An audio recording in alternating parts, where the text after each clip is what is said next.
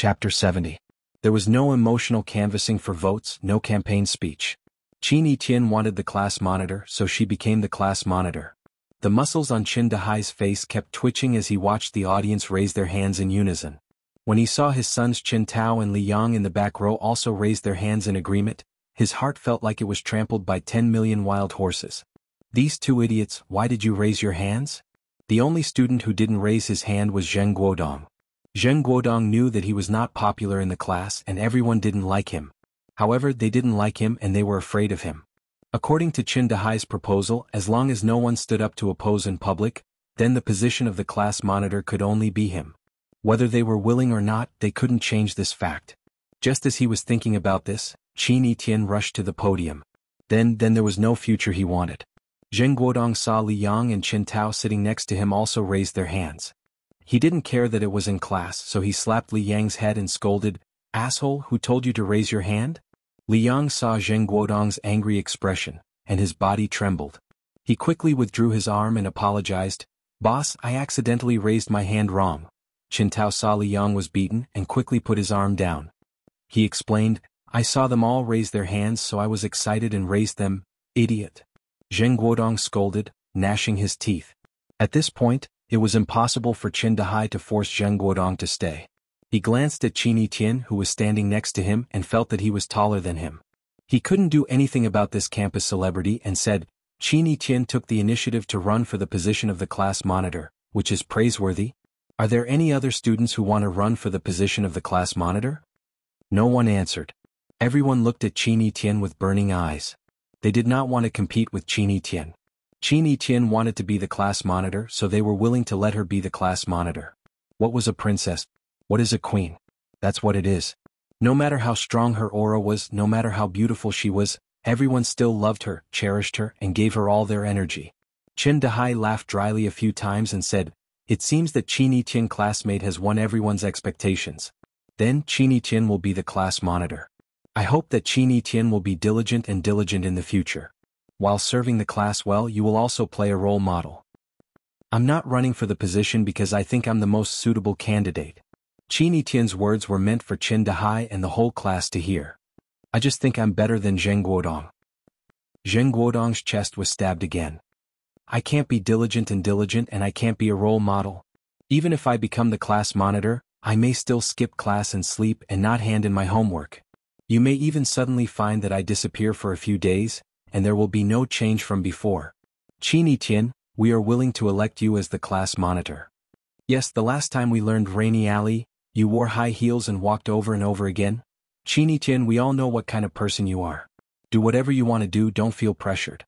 Qin Yitian smiled and said, "I want to make things clear in advance, lest you feel disappointed in the future. Some responsibilities I may not bear. But if you need me for something, I will not refuse."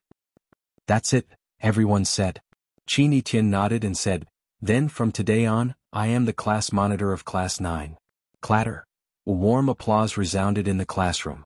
Qin Dahai had a smile on his face, but he was very angry in his heart. What was there to applaud for? With Qin Yitian standing up to take the lead, the next deputy class monitor position was taken by Tang Qing. He ran for deputy class monitor because he wanted to follow in Qin Yitian's footsteps. He hoped that the two of them would not only study but also have more contact in work. However, the class representatives for each subject were still the original ones. When Qin Dahai appointed the representatives for each subject, it was based on the results of each subject. For example, Huang Haoran's Chinese was the first in Class 9, so he was the Chinese class representative. Su Ying's mathematics was the first in the class, so she was the mathematics class representative. Qin Dahai originally wanted to remove Huang Haoran's Chinese class representative, but in the end, more than 2/3 of the students supported Huang Haoran to continue to be the Chinese class representative. He wanted to, but he was powerless. For Qin Dahai, this was the biggest failure of the class committee appointment. Because all the positions did not go according to his plan. He lost control of the class. He was very clear about this. After all the class committee appointments, Qin Dahai said a few words of congratulations and encouragement. Because he was in a bad mood, there was still more than 10 minutes left in this class, so he was too lazy to lecture. He assigned some extracurricular exercises to everyone, then walked to Zheng Guodong who was in a daze in the back row, knocked on his table and said, "Classmate Zheng Guodong, come out with me. Outside the classroom, Qin Dahai and Zheng Guodong were speechless. After a long time, Qin Dahai broke the deadlock and said, "I didn't expect Qin Tian to get involved. This girl's influence is too great." "I understand," Zheng Guodong said aloud. "I know what kind of person Qin Tian is. If she wants to, no one can stop her. I just think it's strange," Qin Dahai said. "Qin Tian is not interested in this kind of thing. I heard from Teacher Bai that they wanted Qin Tian to be the class monitor of the first class, but Qin Tian refused in every way. Why is she suddenly so enthusiastic about this kind of thing now that she's in the 9th class?" Zheng Guodong's expression was resentful as he said, "I thought about it just now. There's only one possibility." "What's the reason?" "For Fang Yan," Zheng Guodong said. Qin Dahai's eyes turned cold as he said, "What do you mean?" "On the first day she came, she confessed to Fang Yan in front of everyone." When Zheng Guodong said this, his heart felt like it was being cut by a knife. Qin Tian was the goddess in the eyes of all the boys in the school, and also the woman he liked. He used his identity as the son of the school director to try to get close to her, but Qin Tian didn't look at him at all. His feelings for Qin Tian were very complicated. He liked her very much, but he also hated her very much. But how could she confess to Fang Yan? "Is this true? Why didn't you tell me before?" Qin Dahai's eyes widened. If the news was true, he knew it meant a disaster for Fang Yan. "It's true." Zheng Guodong glanced at Qin Dahai's expression and said. They were all familiar with each other, so there was no need to hide it. "It's just that Qin Tian is bold. Everyone thought she was joking with Fang Yan, so no one took it seriously." "Stupid," Qin Dahai scolded. After scolding, he remembered the unusual identity of the student in front of him, so he smiled flatteringly and said, "Guodong, the information you provided is very important. It may be of great use to us." "Great use?" Zheng Guodong said. "What if they say it's a joke?" Qin Dahai scanned around vaguely and said fiercely, "What if we burn a fire in the back and make it real?" It wasn't until Tang Qing stood up and shouted, "Stand up," that the entire class stood up and shouted, "Good morning, teacher," that Fang Yan knew that there was a new class committee appointment. The appointment was out of his expectations. The class monitor was actually Qin Tian. He was furious. This girl listened to music and slept in class. After class, she went to the Sparrow River to take a walk and dig out bird nests. She never brought textbooks into the classroom, not even a pen. She would only borrow a pen and paper from her desk mate, Ho Xiaolong, when there was homework that she was interested in. She would pretend not to hear anything when she was not interested in homework. How did she become the class monitor? However, Huang Haoren was still the language class representative. Fang Yan was still very satisfied with this. Huang Haoren was a student he valued, and she was very cooperative and supportive in the later work. He could ignore other people, but he still had to be satisfied with his own class representative. Qin Tian's seat was empty. Obviously, she was probably lying by the Sparrow River, sunbathing or doing what she liked in some beautiful place. This school didn't have any control over her. It was fine if the school didn't care, but why didn't her family care either? Fang Yan thought he should visit Qin Tian's home and have a good talk with her parents. Children shouldn't be spoiled too much. "Let's go to class," Fang Yan said. When Fang Yan was telling the students about the article, he heard footsteps coming from outside the classroom. The footsteps weren't heavy, but when a group of people walked in the same rhythm, all the sounds gathered together and resonated, making the sound seem deep and loud. Fang Yan turned around and saw a group of students wearing clothes completely different from Rosefinch Secondary standing outside the classroom looking in through the window. Fang Yan understood that the delegation from Warren High School had arrived. The school didn't even inform him to welcome them. Lu Chaoga was also standing in the middle of the group of adults in the back row. When she met Fang Yan's eyes, she nodded so softly that it was almost inaudible. A middle-aged woman in a gray uniform stood beside Lu Chaoga. She looked at Fang Yan, who was standing on the podium, and said, "Principal Lu, is the young man standing on the podium a student or a teacher?" "He's a teacher from Rosefinch Secondary," Lu Chaoga answered honestly. She had a bad feeling in her heart. As expected, Matsushima Maki's next sentence made her want to go crazy. "He's really young. I'm very curious about how talented such a young teacher is. Principal Lu, can my student and I enter the classroom to listen in?" If it was possible, Lu Chaoga really wanted to say no to them. Lu Chaoga was very annoyed. She felt that this request from the Warren delegation was very unkind. Chapter 71.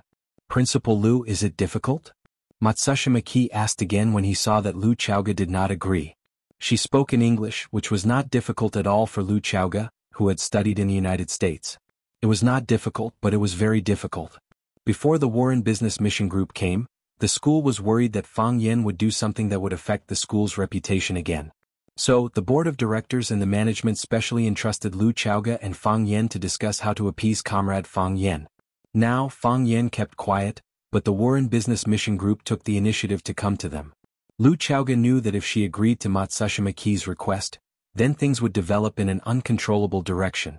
Even if she was the vice principal of Rosefinch Secondary and thought that she had a good relationship with Fang Yen, if Fang Yen was determined to do something, then she could not stop him. She could not say no because the more she refused, the more curious Matsushima Ki and the students would be. Moreover, the two schools were friendly. When the teachers of Rosefinch Secondary led a team to Warren, Warren did their best and did not hide anything. If Rosefinch Secondary hid anything, it would affect the relationship between the two schools. They would ask, "What are you afraid of?" "No problem." Lu Chaoge smiled and agreed. "Of course, I need to communicate with Mr. Fang Yen." Matsushima Ki smiled and said, "That's what I should do." She said to the teachers and students who came with the group in Japanese, "Dear teachers and students, I propose to audit a language class. Do you have any objections?" "No."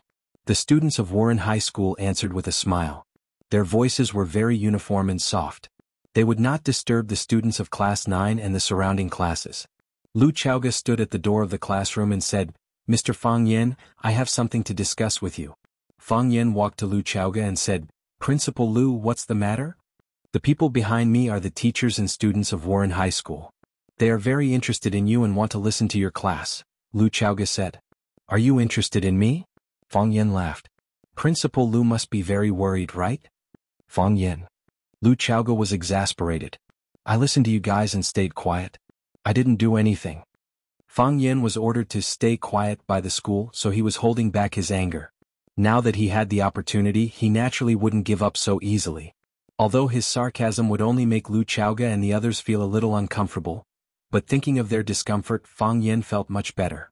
After all, Lu Chaoge represented Rosefinch Secondary before and now.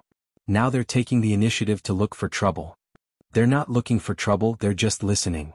Lu Chaoge ignored Fang Yan's poisonous tongue and said aloud, "I understand." Fang Yen nodded. "But if something happens, I won't be responsible." "What will happen?" "I'm so handsome, what if their teachers or students confess to me?" "You're thinking too much." Lu Chaoge didn't want to talk to Fang Yen anymore. Matsushima Ki and the others were still waiting for them. Although Matsushima Ki didn't speak the Huaxia language well, there were many translators in the delegation who were proficient in the Huaxia language. Because of the long-term exchange between the two schools, some students were also very familiar with the Huaxia language. If they heard the conversation between the two, it would be such a shameful thing. "It's decided. Make the arrangements." Lu Chaoge turned around and walked to Matsushima Ki. She said, "Mr. Fang Yen said that he welcomes the delegation from Warren to come and listen." "Thank you," Matsushima Ki said. She then walked in front of Fang Yen and said in a non-standard Huaxia language, "Thank you, Mr. Fang. You're a guest from afar." Fang Yen smiled. He made an inviting gesture and said, "Please come in." There were 20 students in the delegation from Warren. Including Matsushima Ki and the other 4 teachers, there were a total of 25 people. Since Matsushima Ki was the vice principal of Warren Senior High School, according to the principle of reciprocity, the vice principal of Rosefinch Secondary, Lu Chaoge was in charge of all the reception work. There were more than 30 people in the classroom all of a sudden, so the tables and chairs were definitely not enough. Fang Yen thought about it and said, "Male students, can you give up your chairs and let the ladies use them?" "There's no need." Matsushima Ki heard Fang Yan's words clearly and stopped him. He said, "We're just here to listen. We can't disturb the students in class. We can just stand at the back." Fang Yen smiled and said, "You have your ideas and we have our ways. Huaxia is a country of etiquette that has been around for thousands of years. Huaxia men are also brave and generous gentlemen. How can we sit and let our guests from afar stand?" The boys immediately responded. They pulled out their chairs and gave them to the ladies from the delegation from Warren and Rosefinch Secondary. Matsushima Ki couldn't help but look at Fang Yen in a higher light. He thought to himself, regardless of whether this young teacher is talented or not, he's very good at dealing with people. Due to historical reasons, the citizens of Huaxia and Japan had always been conflicted. Fang Yen asked the students to give up their seats because they were guests from afar. In addition, he especially pointed out that all Chinese men were brave and generous gentlemen, and he put bravery in front of generosity. The subtext was that when we should beat you up, we will still beat you up, but when we pay attention to etiquette, we will not be looked down upon. These guests from Japan were very self-disciplined.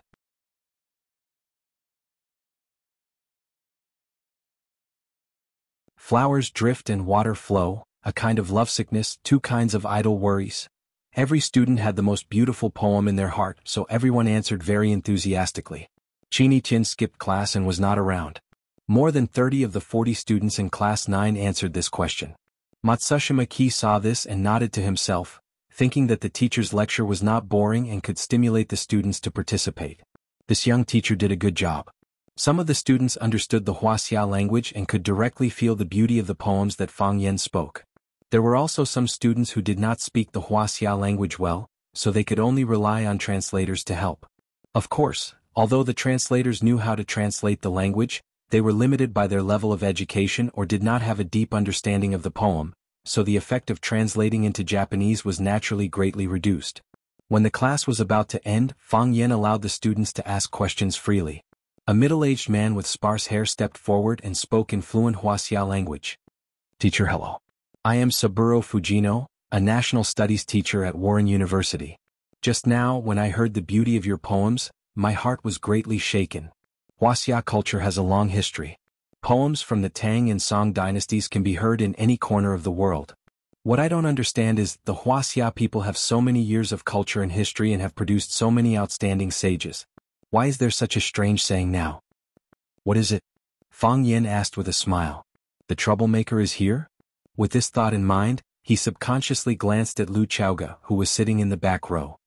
The culture of the Tang dynasty is in Japan, the culture of the Ming dynasty is in South Korea, and the culture of the Republic of China is in Taiwan, Saburo Fujino said with a smile as he adjusted his glasses. Why is there such a saying?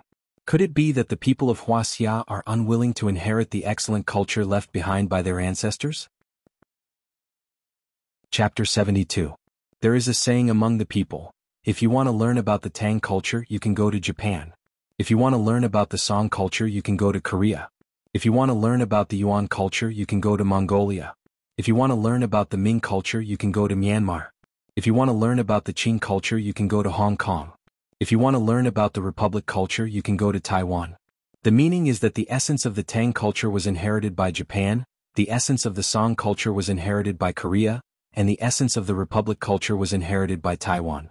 So, what did the people of Huaxia inherit? When it comes to foreign cultures, we must take the essence and discard the dregs. However, when it comes to the cultural heritage of their own country, some people do the opposite, taking the dregs and discarding the essence. It is precisely because some people have forgotten their roots that the people of Huaxia are often looked down upon and ridiculed by foreigners. Saburo Fujino is an expert in the field of Huaxia culture. Naturally, he agreed with this saying. Thus, he raised this question to Fang Yan in front of everyone. He had the intention of making a fool out of Fang Yan. You are a teacher of language, or rather, national studies. Your poems are so beautiful and your knowledge is so rich. So, why is there such a saying? The essence of Huaxia culture can only be appreciated in other countries. Isn't this a great irony? I have also heard of this saying. Fang Yan said calmly. There are some things that are useless to deny. It will only show that the person is shallow and stupid. Since Mr. Fujino is a researcher in the field of Huaxia culture, you must have heard of this saying. Wherever there is well water, there is Lu Ci. Yes, I know the origin of this saying. Saburo Fujino smiled and nodded. This is a description of a poet from Huaxia called Lu Sanbian. His works are widely spread. Wherever there is well water, you can hear Lu Ci being sung. I have to say the ancient culture of Huaxia is indeed profound and makes people yearn for it. Saburo Fujino's words had a hidden meaning. He only said that the ancient culture of Huaxia is profound and makes people yearn for it. However, what kind of culture does the current Huaxia have that makes people yearn for it? Fang Yan naturally understood the deeper meaning behind his words. He smiled and continued, Mr. Fujino has heard of the saying, wherever there is water, there will be willows. Do you know that there is another saying behind this saying? Saburo Fujino knew that Fang Yan would refute his point of view, but Fang Yan did not make it clear. He could only shake his head and say, I don't know for the time being. Wherever there is human habitation, there is Huaxia civilization. The culture of the Tang dynasty was in Japan, while the culture of the Ming dynasty was in South Korea. This just happened to show that the Huaxia culture was well passed down, and the whole world was learning and recognizing it. The culture of Huaxia belongs to the country as well as the world. This is the pride of our Huaxia people. Is that so? Fujino did not expect Fang Yen to be so shameless as to misinterpret his argument. Secretly angry, he said, "As far as I know, the understanding of this sentence is completely opposite to teacher Fang Yan's explanation. As a researcher and inheritor of culture, we should be modest and cautious, seeking truth from facts." Saburo Fujino swept his gaze across the room and said, "Teacher Fang Yen, lying in front of your own students is not a good habit. You're a teacher. If you lie, your students will be negatively affected. It is not just me. All of us here know that the true meaning of that sentence is that it is regretful that the people of Huaxia are unable to protect and pass down their excellent culture." Yes, teacher Fang Yan's words earlier are very good. It belongs to the country as well as the world. We admire the culture of Huaxia. You people discard the dregs, but we are willing to preserve it perfectly. Passing it down from generation to generation, polishing our muscles and bones, enriching our knowledge and improving the quality of the entire nation. Saburo Fujino smiled as he looked at Fang Yen. At the same time he looked at the many Rosefinch students present and said, "There is an old man in Huaxia who once said, 'People today have their faults and do not like the rules of others. It is like concealing one's illness and avoiding treatment. It is better to destroy one's body than to realize it.' Why concealing one's illness and avoiding treatment? Frankly admit one's shortcomings and correct them while they can still be saved. Starting from today, isn't this a better way to solve the problem? It is not that we are unwilling to admit it. It is just that we have no way to admit it," Fang Yen said with a smile. "Mr. Fujino Saburo, you keep putting labels on us and telling us that what you say is the truth. However, is the situation really as Mr. Fujino Saburo said? I have doubts in my heart and so do my students. Why do people think that the essence of the Tang dynasty's culture was inherited by the Japanese and the essence of the Song dynasty's culture was inherited by South Korea?" Fang Yan's expression was gentle and his voice was calm. There was a faint smile on his face as he said, "Since Saburo Fujino is an expert in Huaxia, then you must have heard of such a fairy tale, right? In an abandoned well there lived a frog. One day the frog met a large turtle from the East China Sea by the well. The frog proudly boasted to the turtle, 'Look, I am living here comfortably. If I was in a good mood I would jump and play in the well, and when I was tired I would rest in the cave on the wall of the well. Sometimes a comfortable dip in the water, sometimes a pleasant walk in the mud. Look at those little worms, crabs and tadpoles. Which of them can compare to me? How free I am to occupy this abandoned well all by myself.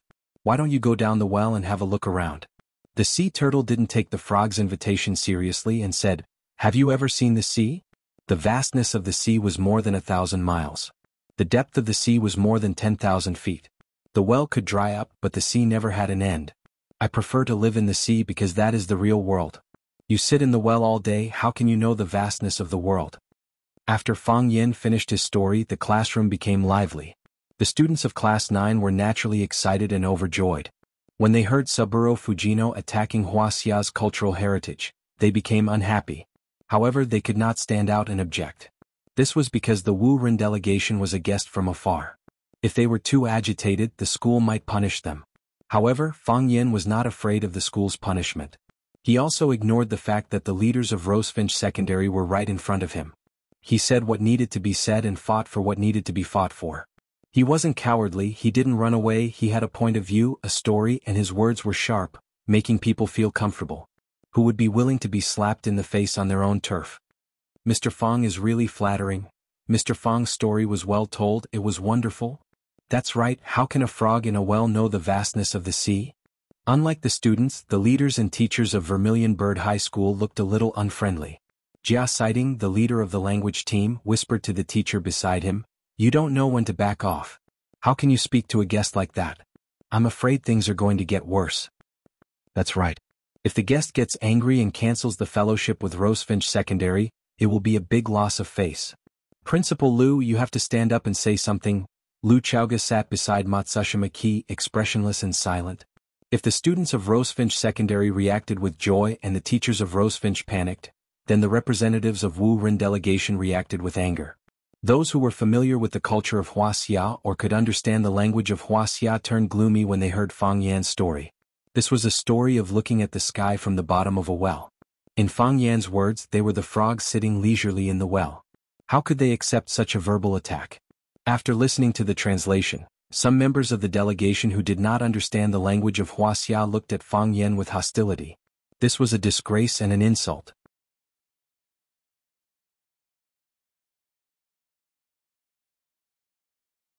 Chapter 73. Rosefinch Secondary and Warren Senior High School were on friendly terms. Every year they would send out representatives for a learning exchange. During the learning exchange, the students from both schools would also compete in small-scale competitions.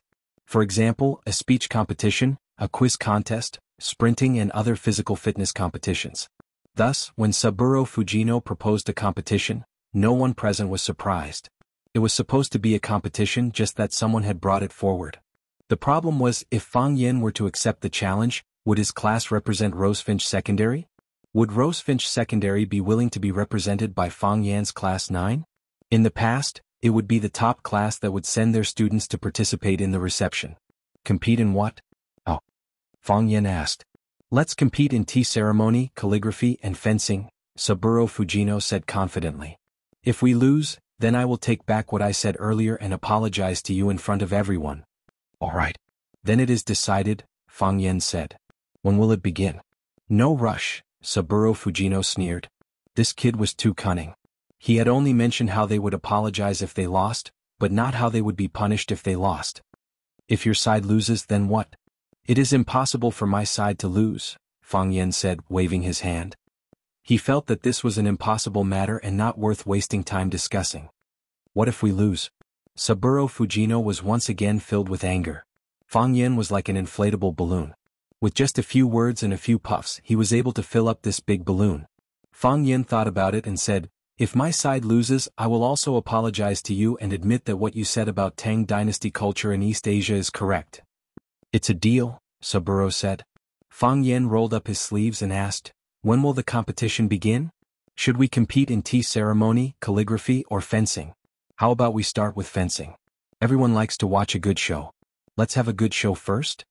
Saburo Fujino saw that Fang Yan was about to fight and said, Teacher Fang Yan, what are you doing? It's not a competition between you and me. It's a competition between my students and your students.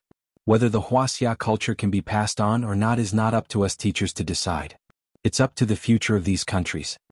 Saburo Fujino pointed to the students from the two countries in the class and said, they are the witnesses and beneficiaries.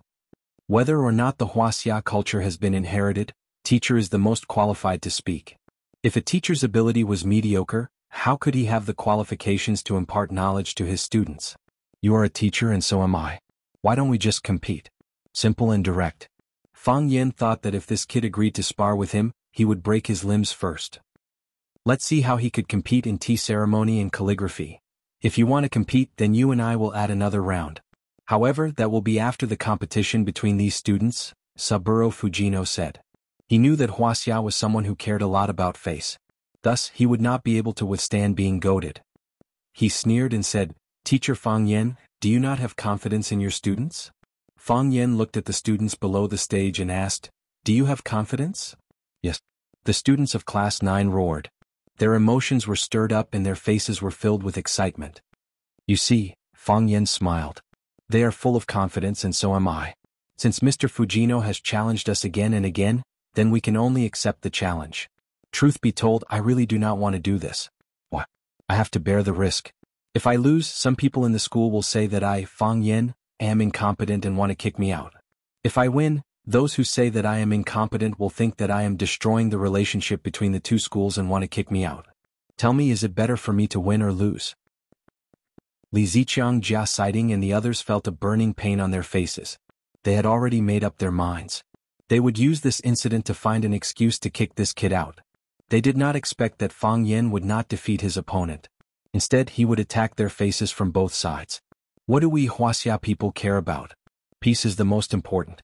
If my students win against your students, you will definitely be in a bad mood. You can't win in a competition, you can't win in a fight, you can't win in a fight. Come in a happy mood and leave in a sad mood. If you go back, others will think that we have done something to you. The winner has not been decided yet. I believe in my students, Saburo Fujino said. He thought to himself, why does this kid keep thinking about competing with me? Could it be that he is so knowledgeable that he has extraordinary talent? At that moment, the bell for the end of class rang.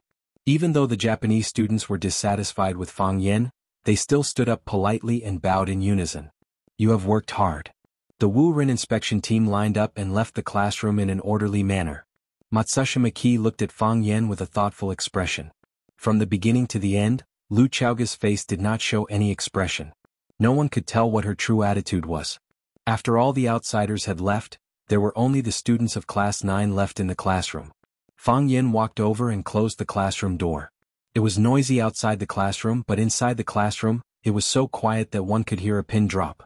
The smile on Fang Yen's face gradually faded. He looked at the 40 students in the class with a serious expression and said, "What do you want to say?" Mr. Fang's rebuttal is good. It's a good rebuttal, Mr. Fang. Let's compete. Who's afraid of who? Will the sea be afraid of a small river? Just swallow them up. Fang Yen did not laugh. He looked at the students below the stage with a gentle gaze and said, "In front of the aliens, no matter what, I will not admit that what they said is right. They want to slap our faces, but should we also slap our own faces? I can't do that. Now that the door is closed, we are all on the same side. Let's seriously think about it and reflect on it. Why did such a saying spread? The culture of the Tang dynasty is in Japan, and the culture of the Song dynasty is in South Korea. Is it true that in some aspects they are really better than us? Do we really do our best? Do we really have a clear conscience? Times are developing, technology is advancing, we have gained a lot, we are becoming stronger and stronger. But aren't there a lot of precious things that we've thrown away? What does our country Huaxia have? We have agricultural culture, we have the 100 schools of thought, we have high mountain flowing water, Guangling Chu, we have calligraphy, painting, Tai Chi and 8 trigrams. We have the 12 zodiac signs, we have the Book of Songs, the Songs of Chu, and the Art of War. We have traditional festivals, we have Kunku Hunan Opera, Beijing Opera, Shadow Play and Huangmei Opera. We have the Great Wall, gardens and clock towers. We have traditional Chinese medicine, we have yin and yang, we have the 5 elements, we have paper-cut kites, clay figurines, embroidery, we have the 4 great inventions, cooking utensils, clothes and clothes. You can't imagine how rich we are. But are we proud of it? Fang Yen looked at the students below the stage and said, "What I don't understand is, why do those people who have learned a little dare to come to our territory and provoke us? Are we too friendly or are we really easy to bully? What makes them think that we have really lost all the essence of culture?" The students were silent, thinking about every word that Fang Yen said. Yes, what makes those Japanese think that they are the true inheritors of the Tang culture? Are they really as excellent as they say? Or is it that there is a gap in our inheritance of the Tang culture, so we have become a joke in the eyes of others? What did I inherit? Drinking American Coke, watching Japanese anime, playing Blizzard games, singing Korean songs, driving German cars. How many Tang and Song poems have I memorized? Who is Lao Zhuang's thought? Where is his thought? How many pages of the 4 classics have you read? How many rounds of chess and Go can you play? We think that steak and Western food are high-end food. Are the 8 classics and thousands of variations not the essence of food? Are the Japanese wrong? Or are we wrong? If the Japanese win, they will win face. If we lose, we'll lose everything. Fang Yen stood on the podium and bowed deeply to the students below the stage. Please, everyone, please step on them. Lu Chaoga did not speak and neither did Fang Yen. Lu Chaoga was writing a manuscript. Her white fingers held a black pen, and beautiful small words jumped on the paper like newborn silkworm chrysalis, which was pleasing to the eye. What was more beautiful was the person. Lu Chaoga was really a rare beauty. Her hands were soft, her skin was smooth, her figure was full, and her facial features were exquisite and flawless. She was wearing a black slim-fit uniform with a light yellow collared shirt. 2 buttons of the shirt were unbuttoned, revealing a snow-white neck. The most attractive thing was her cold and arrogant temperament, as if nothing mattered to her. She was a goddess in the sky and you were a speck of dust on the ground. In terms of youth, Jiang Qin was number 1. In terms of aura, Qin Tian was invincible. In terms of charm, Lu Chaoga was no match. In terms of barbaric violence, Yi Gentle was a lonely loser, far ahead of others. Fang Yen rarely saw Lu Chaoga in casual clothes. Of course, she looked good in professional clothes. Lu Chaoga finally capped the pen, then picked up the tea in front of her and drank it. Fang Yen also raised his teacup and took a sip of tea, as if the 2 of them were going to drink it all in one go. Lu Chaoga looked at Fang Yen with sharp eyes and said, I have convinced the board of directors and the school leaders to agree that you will lead the ninth class to represent Rosefinch Secondary to accept the challenge of the Warren investigation team. I have no choice but to agree. Fang Yen smiled. I am the one they are looking for. If you lose, I will make you leave. If you win, I will promise you one thing, Lu Chaoge said. What is it? Fang Yen asked happily. I don't have to return the money I borrowed from you?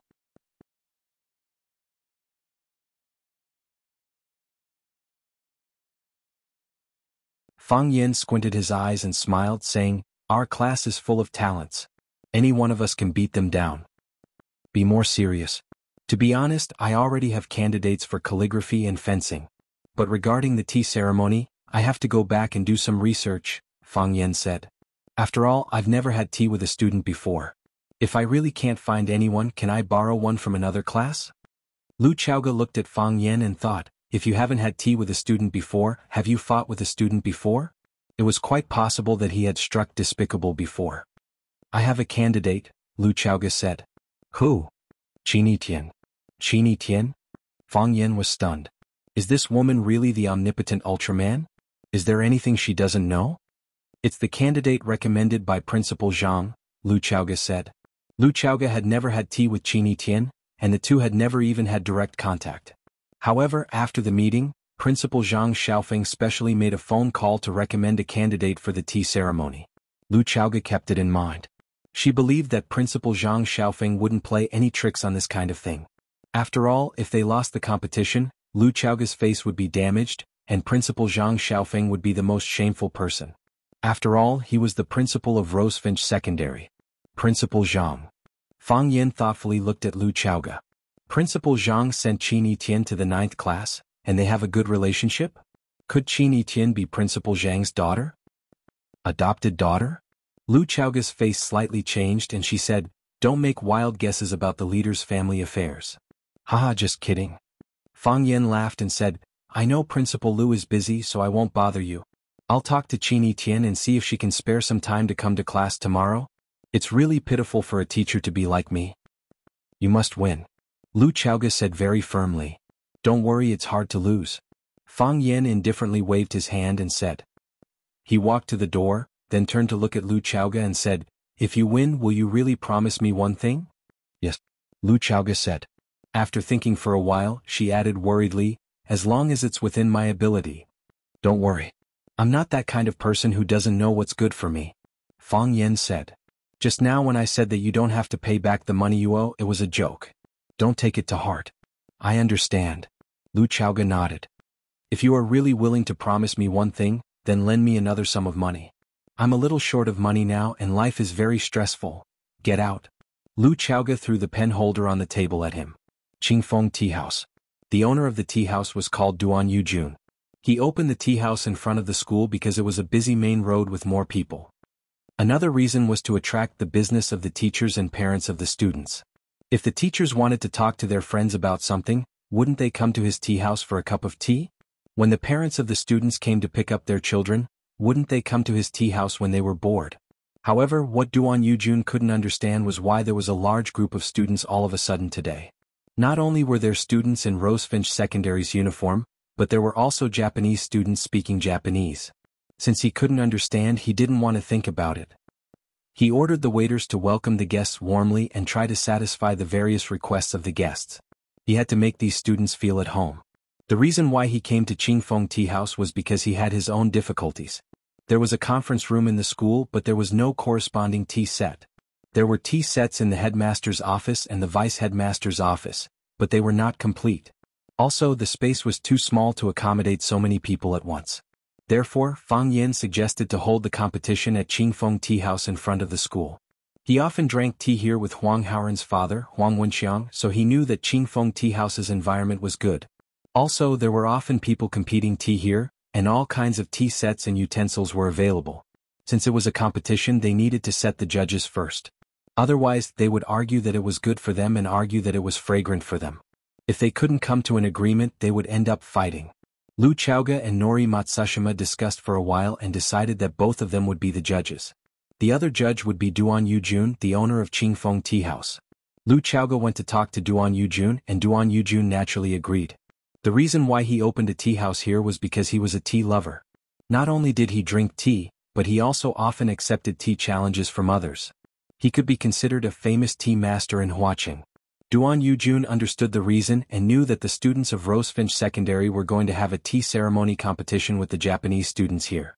He immediately got someone to open up a private room in Qingfeng Pavilion, which was usually not open to the public. This private room was huge and could accommodate dozens of people at the same time. It was a high-class tea house that he used to compete tea with others and train his staff.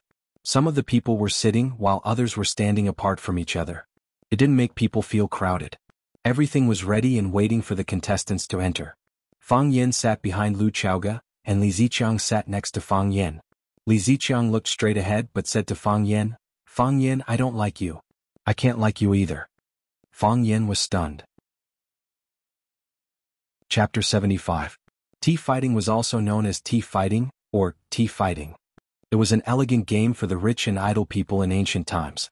After the new tea was produced every spring, the tea farmers and customers would compare the quality of the new tea.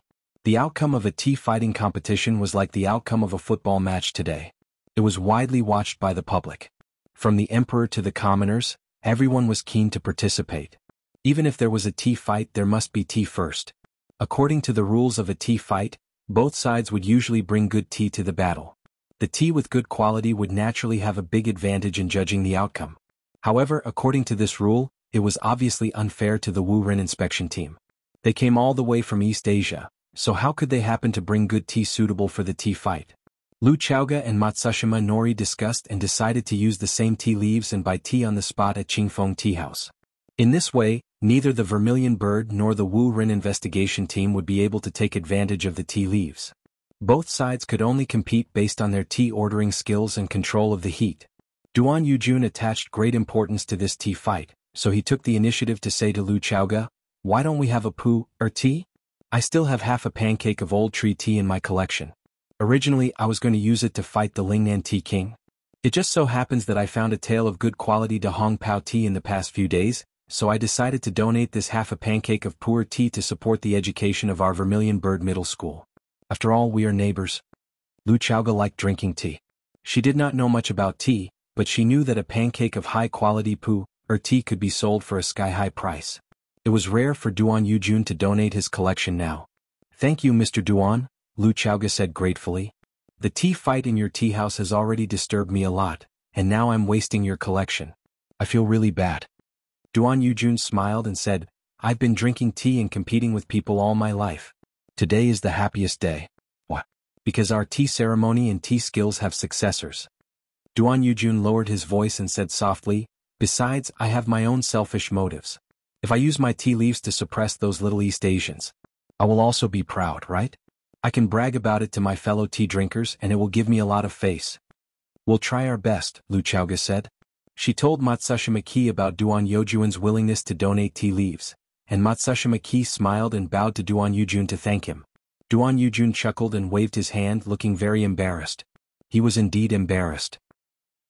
Duan Yujun was determined to defeat the East Asians, but Matsushima Takashi thanked him with a straight face. Duan Yujun was a simple and honest man, and he wouldn't do such a two-faced thing. Therefore he refused to accept the apology and only wanted Rosefinch to win the tea. The venue, the judges, and the tea leaves had all been arranged. All that was left was for the contestants from both sides to take the stage. Matsushima Ki turned around and spoke to Saburo Fujino, who was standing behind him. "Let Chiba Kaoru come up." "I will make the arrangements," Fujino Saburo replied and quickly ran down the stairs of the tea house. A black Toyota van was parked in front of the tea house. Saburo Fujino ran over and knocked on the van's window. The van's door opened. A cute doll's head appeared and she asked, "Teacher Fujino, is everything ready?" "Everything is ready," Saburo Fujino said with a smile. "Where is Kaoru? You can go upstairs now." "All right," a female voice replied from inside the van. Saburo Fujino reached out with his hand and a fair and small hand grabbed his arm. Then the hand carefully came out. The girl was very beautiful. When she smiled, she looked just like a young Sakai Noriko. She had a slim figure and a clean temperament. She wore a kimono embroidered with cherry blossoms and wooden clogs. It was a standard East Asian style attire. The doll followed suit and got out of the van. The Toyota van remained at the same spot and did not leave. They had borrowed this van from an East Asian company in order to transport the contestants for this afternoon's tea competition. The art of tea was extensive and profound. The preparatory work was even more tedious and complicated. Chiba Kaoru was a descendant of an East Asian tea ceremony family. She had a deep understanding of the art of tea. Due to her beautiful appearance and extraordinary temperament, she was an influential figure in Warren High School. She was the campus belle of Warren and a goddess in the hearts of countless male students. It was also because of her existence that Saburo Fujino had specifically proposed a tea ceremony competition when he was provoking Fang Yen. From the very beginning, Saburo Fujino had set up an ambush for his side to win this battle. Autumn in Huacheng was still hot. If Chiba Kaoru had been allowed to follow them around in her kimono, she would have been soaked in sweat before she could even brew the tea. For a tea ceremony performer, that was a fatal injury. The Toyota van was spacious and would not give off a feeling of suffocation. The air conditioner was turned on and the temperature was just right. It would not give Chiba Kaoru a feeling of stuffiness. More importantly, the van contained aromatherapy essential oil that they had specially prepared. It was placed in the air conditioner's vent. As the cold air permeated the interior of the van, Chiba Kaoru's body would be soaked in the essential oil. With a wave of her hand, a faint and sweet scent of mint would naturally flow out. Sniffing it in detail would make one feel refreshed and comfortable. That was also the reason why Warren's inspection team had only come down to invite Chiba Kaoru to the tea house when the competition officially began. An expert would be able to tell right from the start. Just by looking at Chiba Kaoru's attire, the way she spoke and the way she walked, Fang Yen was certain that she was a top-class girl. Isn't this girl too beautiful? Chiba Kaoru stood in front of the coffee table and bowed deeply to everyone in the room. Then she sat down gracefully. The stone table. The stone chair. The Japanese beauty.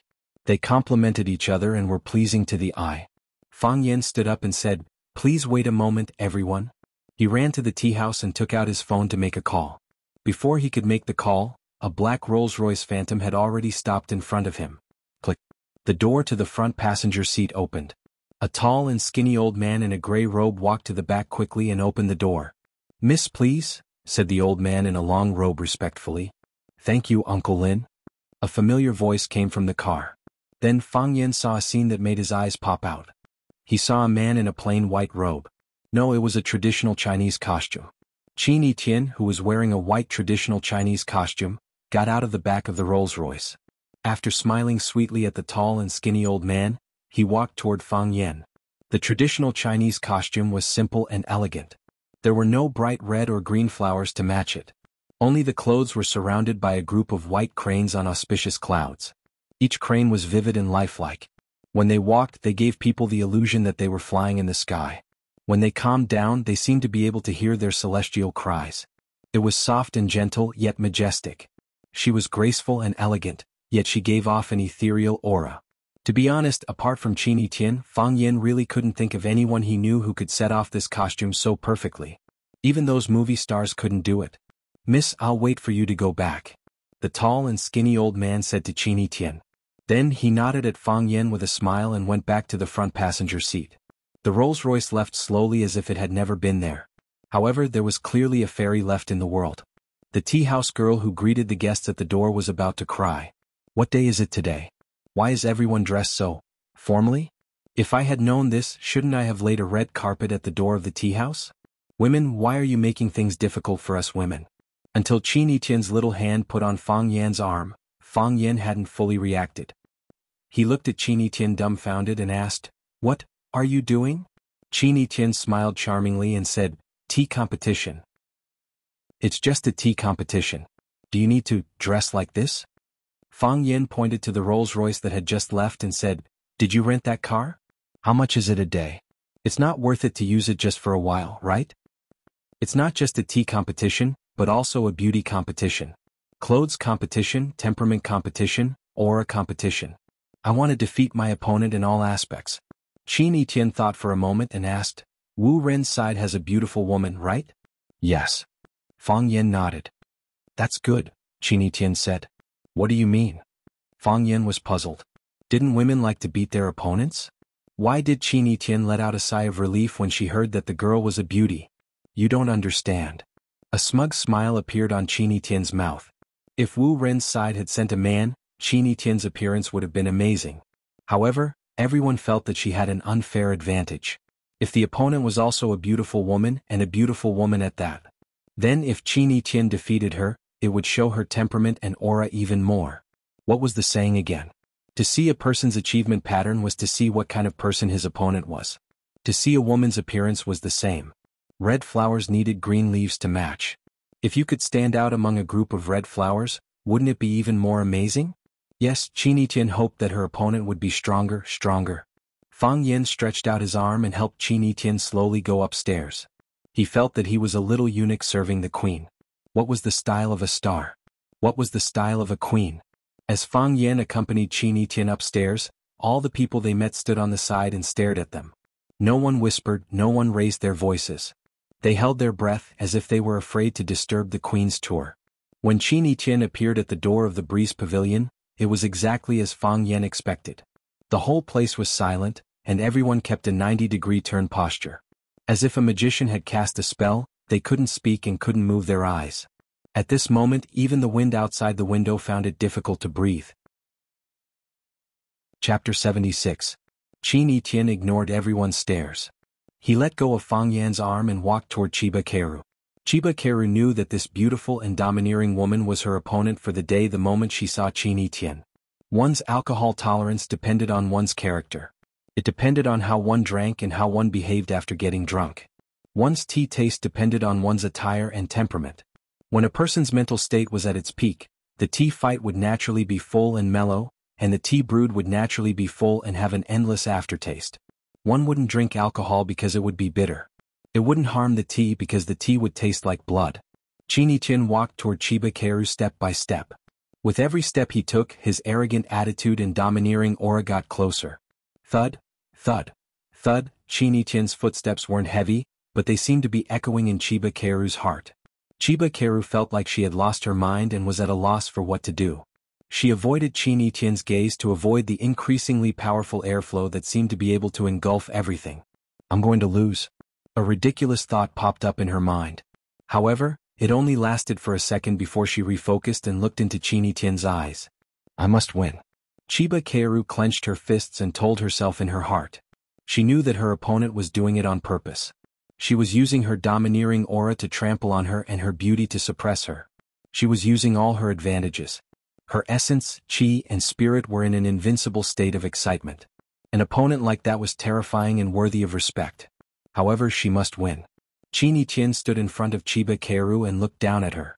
His voice was cold and there was no smile on his face. I'm Qin Tian. You must remember this name. She was speaking in Japanese. She was actually speaking fluent Japanese. Fang Yan's English was passable, but he knew almost nothing about Japanese. Except for a few words that often appeared in movies and TV works. Fang Yan asked Lu Chaoga in front of him, what did she say? I am Qin Tian. You will definitely remember this name, Lu Chaoga said expressionlessly. He thought to himself that he had heard of Qin Tian's name a long time ago. However, they had never crossed paths before. Seeing is believing. Now that he had seen her with his own eyes, he finally felt that she was different from the rest. Was this kind of student really just an ordinary student? In her eyes, there was probably nothing worthy of her attention, right? Lu Chaoga thought of Fang Yan again. Qin Tian took the initiative to transfer from Class 1 to Class 9, where Fang Yan was. Could it be that the rumors on campus were true that Qin Tian liked Fang Yan?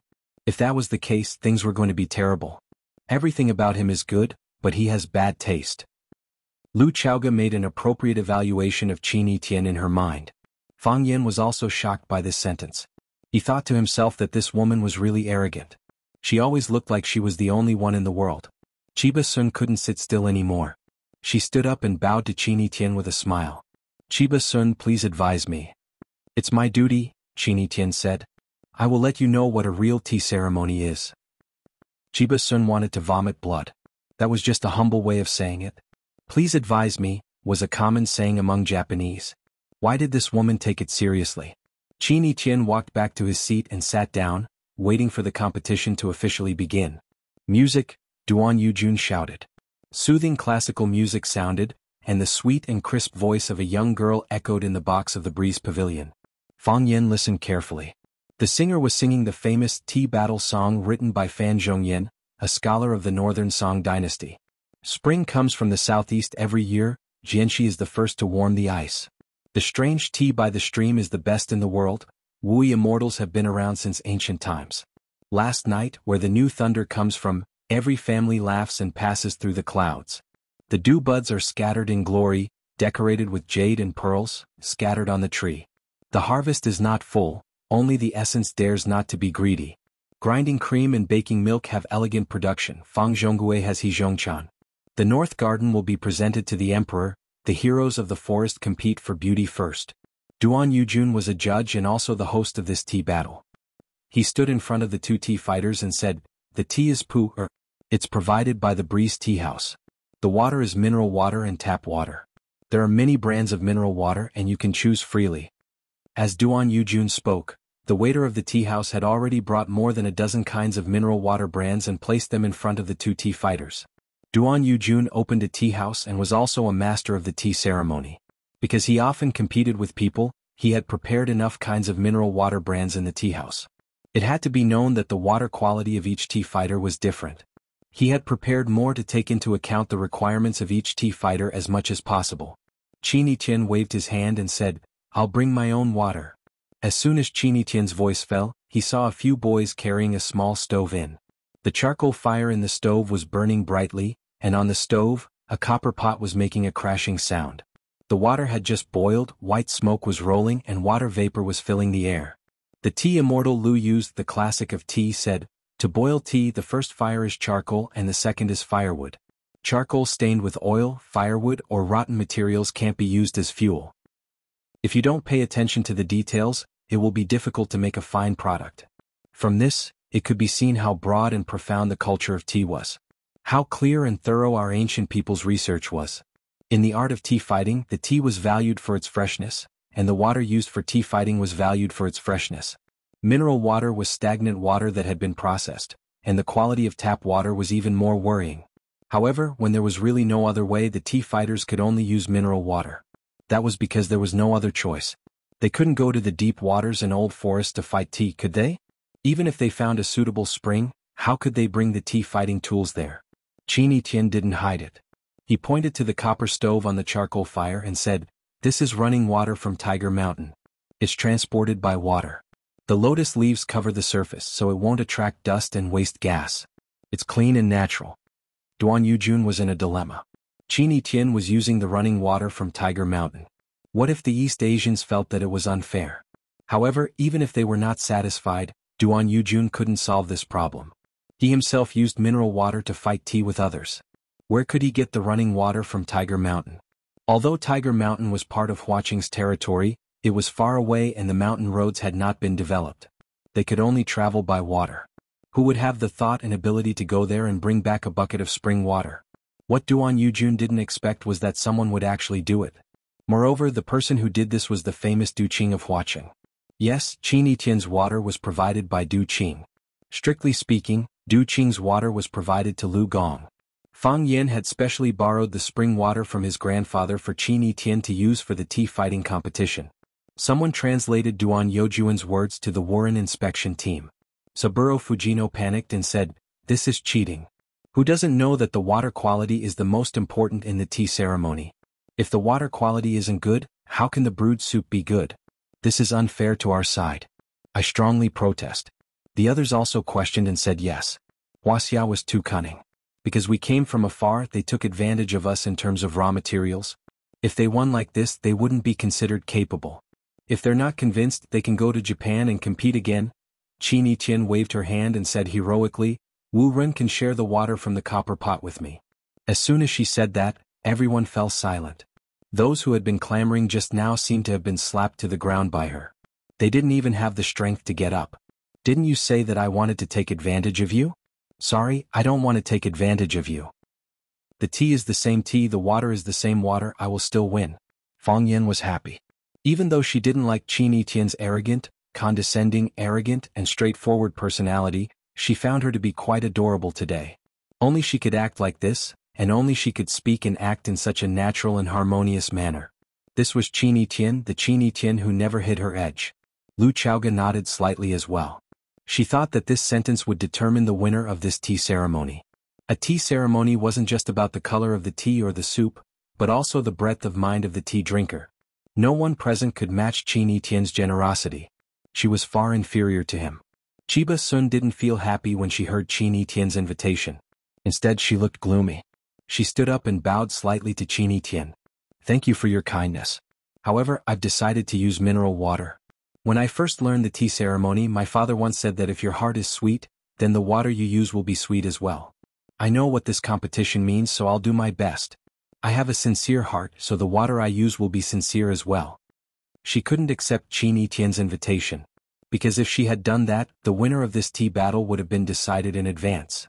Her teachers and classmates didn't understand, but she did. She decided to use softness to overcome hardness. After hearing Chiba Sun's words, Wu Ren's teachers and students looked serious. They looked at Chiba Sun with respect. At this moment, because of Chiba Sun's words, the Wu Ren inspection team became unprecedentedly united. Even the teachers and students of Rosefinch looked at Chiba Sun in a different light after hearing her words. This girl was qualified to be Qin Yitian's opponent. Chiba Sun didn't even look at them. She poured a bottle of mineral water into the iron kettle and turned on the electric stove. She used mineral water and boiled it on the electric stove. Chapter 77. It was often said that water and fire were incompatible. However, in the tea ceremony, water and fire had to work together in harmony to bring out the greatest power. The water in the bronze stove was boiling, bubbling. Qin Yitian left her seat and walked over to open the lid of the bronze kettle. She carefully observed the boiling water in the kettle. The first boil was like a fish's eye making a faint sound. The second boil was like a gushing spring with pearls. The third boil was like a rattan wave. After the third boil, Qin Yitian immediately lifted the handle and moved the bronze kettle away from the charcoal. The bronze kettle was very big, but when Qin Yitian lifted it, she seemed effortless and easy. This woman was really good at playing the role of an Iron Man. "Seal the stove," Qin Yitian said. The boys from Class 9 immediately sealed the mouth of the stove with a piece of iron. Then they carried the charcoal stove and left. The degree of boiling of the water was the key to the success of the tea ceremony. If it was a tender shoot, it naturally needed to use boiling water with a lower degree. It was to avoid damaging the leaves and spoiling the taste. However, the tea today was aged pu'er tea. Therefore, the water needed to be boiled 3 times. It was also recorded in the classic of tea that when the water was boiled 3 times, the tea had to be brewed. If it was boiled any longer, the water would turn old and become inedible. Qin Yitian poured the water from the bronze kettle into a cup to rinse it. This was called a teacup. If the teacup was cooled, the tea wouldn't float. There was a small teapot on the tea table in front of her. However, Qin Yitian didn't pour the water from the bronze kettle into the small teapot, because she knew that the water would come into contact with the air one more time after the water was poured. Changing the utensils meant that the tea might be mixed with the air one more time. The temperature and quality of the water would change slightly. Her slender hands were holding an ancient bronze kettle that weighed more than 10 kilograms. This scene was strange and beautiful at the same time. The most amazing thing was that when she held the kettle with one hand and poured the boiling water into the cup, not a single drop spilled out. This alone wasn't something an ordinary person could do. According to Fang Yan's plan, Qin Yitian should wait for a while. They waited for the contestants from the Wu Ren investigation team to brew the tea. Everyone tasted the tea and praised it. Only then did Qin Yi perform the tea ceremony and serve the tea she had brewed with great care to everyone. Just smelling the fragrance was enough to intoxicate them. When he drank it in one gulp, he felt that this tea could only be found in the heavens and rarely seen in the mortal world. Thus, Qin Yitian was the winner of the tea contest. She suppressed it first and then raised it so that everyone's mood soared from the bottom to the peak. First, she made everyone anxious, then gave them a surprise. In this case, this surprise was even more memorable. In any competition, the second competition, the first cup, and then the competition. After drinking the tea of the later generations, do you still remember the taste of the previous cup of tea? Unless the taste of the 2 cups of tea was very different, but if they were of the same standard, then the second cup of tea would definitely be more advantageous. However, Qin Yitian clearly did not appreciate Fang Yan's efforts. She did not play according to Fang Yan's plan. She didn't wait for her opponent. After the water boiled, she cleaned the utensils, warmed the water, and poured the cups. This series of actions was smooth and pleasing to the eye. Then she put the tea cake on a piece of white silk, broke it into pieces and removed all the coarse leaves and foam. Only then did she put the tea leaves into the pot. She put it carefully and must not let the tea leaves block the mouth of the pot. She poured the tea into the copper pot. After shaking it 3 times, she immediately poured the tea out. This was called washing tea. After washing the tea could be brewed. Brewing tea was the most important step. She must not go straight to the center of the pot.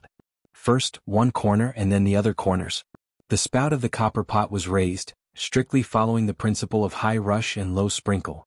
The high rush could make the boiling water hit the tea leaves forcefully, so that the fragrance and tea essence of the tea would evaporate faster. The tannins could not be dissolved in time, so the tea was sweet but not astringent. The water must be filled. Whether the teapot was 3 mountains together showed the skill. Qin Yitian looked relaxed, but her eyes were serious. The tea quickly filled the teapot. The foam floated, but there was no spill. He had the demeanor of a grandmaster. After completing this tedious but necessary process, he covered the pot with the lid and poured boiling water over it. It was called the pouring pot. After the cup was heated, the tea could be poured for the guests. Qin Yitian only poured 4 cups of tea from the pot. He waved his long sleeve and said, "Please." Lu Chaoga came over, picked up a cup of tea and tasted it carefully. Matsushima Ki also came over, picked up the second cup of tea and looked at the color of the tea. Duan Yujun sighed, walked to Lu Chaoga, bowed deeply, and then carefully picked up the 3rd cup of tea. Qin Yitian picked up the 4th cup of tea and took the initiative to give it to Fang Yan. He said with a smile, "Fang Yan, this cup of tea is for you." You. Fang Yan pretended to be angry, but he was overjoyed. Look, there are only 4 cups of tea. Except for the 3 judges, Qin Yitian didn't give it to anyone else. He didn't give it to the vice principal, the dean or the leader of the Chinese team, but he just gave it to him. What kind of behavior was this? Respect for teachers. What did this mean? It meant that he was a qualified and excellent teacher who was respected by his students. Fang Yan took the tea, tasted it carefully and said, "Good tea." Qin Yitian finished his tea ceremony, and the tea was already in his hand. Therefore, the 3 judges naturally had to give their evaluation. After Lu Chaoga finished the cup of tea, she carefully felt the sweet and moist taste in her throat and said first, "I don't know much about tea, but I still know it's good tea. Good tea, good water, and good tea ceremony. It's amazing." Matsushima Ki held the tea, smelled the fragrance and then observed the color. Then he tasted it and said, "The color is green and white and the soup is fine. It's an excellent tea." The color of the tea was white, and the green was better than the yellow. And the soup needed to be thin and well proportioned, like cold porridge noodles. If one could bite on the edge of the cup and stay there for a long time, the effect would be the best. It was called biting cup. Matsushima Ki also liked to drink tea, and she had done some research on the tea ceremony. It was also because of this that she knew how perfect and profound the girl in front of her was in the tea ceremony. Without more than 10 years of immersion, it would be impossible for her to reach this level, right? Duan Yujun only drank half of the tea in his hand, and he hesitated to drink the other half. He praised, "The tea immortal has returned. The tea immortal has returned. After seeing this tea ceremony today, I will never compete in tea with others again. I'm ashamed. I'm ashamed." While everyone was appraising the tea brewed by Qin Yitian, Chiba Kaori's tea ceremony had just reached the high infusion, low infusion part of the tea ceremony. Her face was expressionless, and her heart was as still as water. She only focused on her own actions, completely unaffected by external factors. Even when Qin Yitian brought the tea to Fang Yan, she did not divert her attention. It was as if everything around her had nothing to do with her. The heart is the tea and the tea is the heart. The heart is the tea and the tea is the heart. 4 teacups were placed on each tea tray, and Chiba Kaori only chose one to heat the tea. After that, she poured the tea for the guests. Chiba Kaori picked up the only cup of tea before her and walked toward Qin Yitian. She said, "This cup of tea represents my respect. Please be sure to accept it." Qin Yitian looked at Chiba Kaori with a thoughtful expression. Only now did he truly begin to respect this Japanese girl. "Chiba Kaori, hurry up and give a cup to each of the judges," Saburo Fujino urged. "What is wrong with this child? The judges have yet to drink their tea. How can she give tea to her opponent first? Besides, the judges have never tasted your tea. How can they know how beautiful your tea is?" Chiba Kaori did not reply to Saburo Fujino's question. Her beautiful eyes stared unblinkingly at Qin Yitian, who was a head taller than her. Qin Yitian picked up the cup of tea and carefully tasted it. The first sip was shallow, the second sip was deep, and the third sip was straight down. He looked at Chiba Kaori and said in a soft voice, "Good tea." "Thank you." Chiba Kaori's taut face immediately relaxed.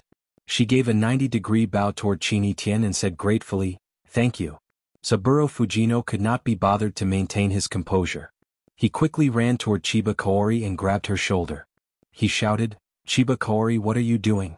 Do you know what you are doing? How can you do this? How can you give up? Do you know that you are not only giving up on yourself, you are also giving up on us, the pride of our Wu Ren in the face of Japan? How can you give up?" Chiba Kaori turned to look at Saburo Fujino. There was a sweet smile on her face as she said, "Sensei Fujino, I lost. I lost my mind, I lost my aura, and I lost my confidence. She is perfect. Her performance was impeccable. I thought that as long as I waited a little longer, I would be able to find a flaw. However, from the beginning to the end, she did not give me a single chance." Chiba Kaori had also thought that Chin-Etienne would wait. Chin-Etienne was waiting for her to brew a good tea. Only then would she surpass her. She thought that Chin-Etienne would do that. Isn't that what people think? Her actions lagged behind Chin-Etienne. Part of it was because she had to boil the tea again, but it was also because of the knot in her heart. She wanted to be the final victor. Why did she think that? Why did she do that? At the end of the day, it was because she did not have enough confidence in herself. She did not have confidence in herself. She did not have confidence in her tea. How could a tea that lacked spirit, energy, and spirit win against someone else? However, Chin-Etienne did not do that. She did not fight or wait. She was simple and direct. She did what she wanted, regardless of the consequences. She disdained scheming and did not want to use overt schemes. She only wanted to be herself. She did her best. She did her best. She did her best. She was Chin-Etienne. She believed that she would definitely win. Such an opponent was able to easily subdue her. He was worthy of her respect. Although Chiba Kaori had a smile on her face, there were tears in the corner of her eyes. "Sensei, please let me admit defeat," Chiba Kaori said with a choked voice. "At least you will look more dignified this way." Chapter 78. There was a type of opponent that deserved respect even if they lost. Chiba Kaoru was one of them. Looking at Chiba Kaoru's tear-stained face, Chin-Etienne could not help but laugh. She stretched out her hand and looked at Chiba Kaoru saying, "From today onwards we are friends." She spoke in Japanese, so Chiba Kaoru did not need an interpreter to understand her words. Chiba Kaoru stared at Chin-Etienne with wide eyes, a look of incomprehension on her face. "Are you not willing?" Chin-Etienne asked. "Not everyone can be my friend." "I am willing." Chiba Kaoru quickly stretched out her hand and shook Chin-Etienne's. "It is my honor." Clap clap clap. Matsushima Ki was the first to applaud. Lu Chaoga, Fang Yen, the Wu Ren inspection team, and the teachers and students of Rosefinch Secondary also applauded. Matsushima Ki walked to Chiba Kaoru and gently hugged her in her arms, saying, "Kaoru, you did well. Very well. In our hearts you did not lose. You had the courage to admit your shortcomings. This makes us happier than winning this tea competition." "Thank you, Sensei," Chiba Kaoru said gratefully. Her choice was recognized and her personality was still loved and respected. Her teacher and compatriot did not blame or resent her. Chiba Kaoru was very happy. "No need to thank me. Your performance was too good," Matsushima Ki said with a smile. She took out a handkerchief and handed it to Chiba Kaoru, saying, "Wipe your tears. The Chiba Kaoru I know is not a student who likes to cry." "Yes, Sensei." Chiba Kaoru took the handkerchief and wiped her tears. Matsushima Ki turned to Saburo Fujino and said, "Sensei Fujino, Chiba Kaoru did her best, didn't she?" "Yes," Saburo Fujino said with his head lowered, feeling very depressed. In the first tea competition, he had deliberately hidden his nuclear weapon, thinking that he would win for sure. He did not expect Rosefinch to also use a nuclear weapon. Wu Ren's side used a guided missile, while Rosefinch's side used an atomic bomb.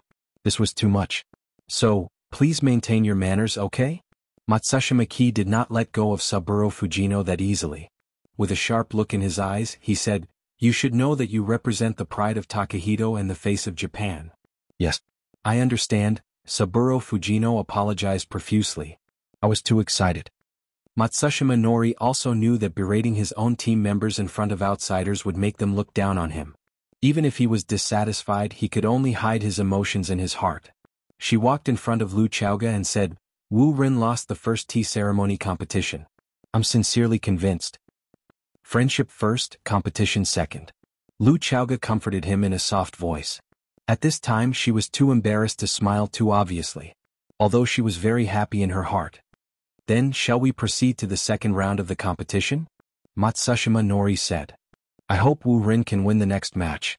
No problem, Lu Chaoga said. I'm looking forward to Wu Ren's performance. After the tea ceremony was over, there was no need for Qin Yitian to stay any longer. She waved at Fang Yan and said, Fang Yan, help me down. Fang Yan quickly ran in front of Qin Yitian and whispered, there are so many people here, give me some face. All right. Qin Yitian was very easy to talk to. Fang Yan, help me down. Can you call me teacher? Impossible. Fang Yan helped Qin Yitian down the stairs.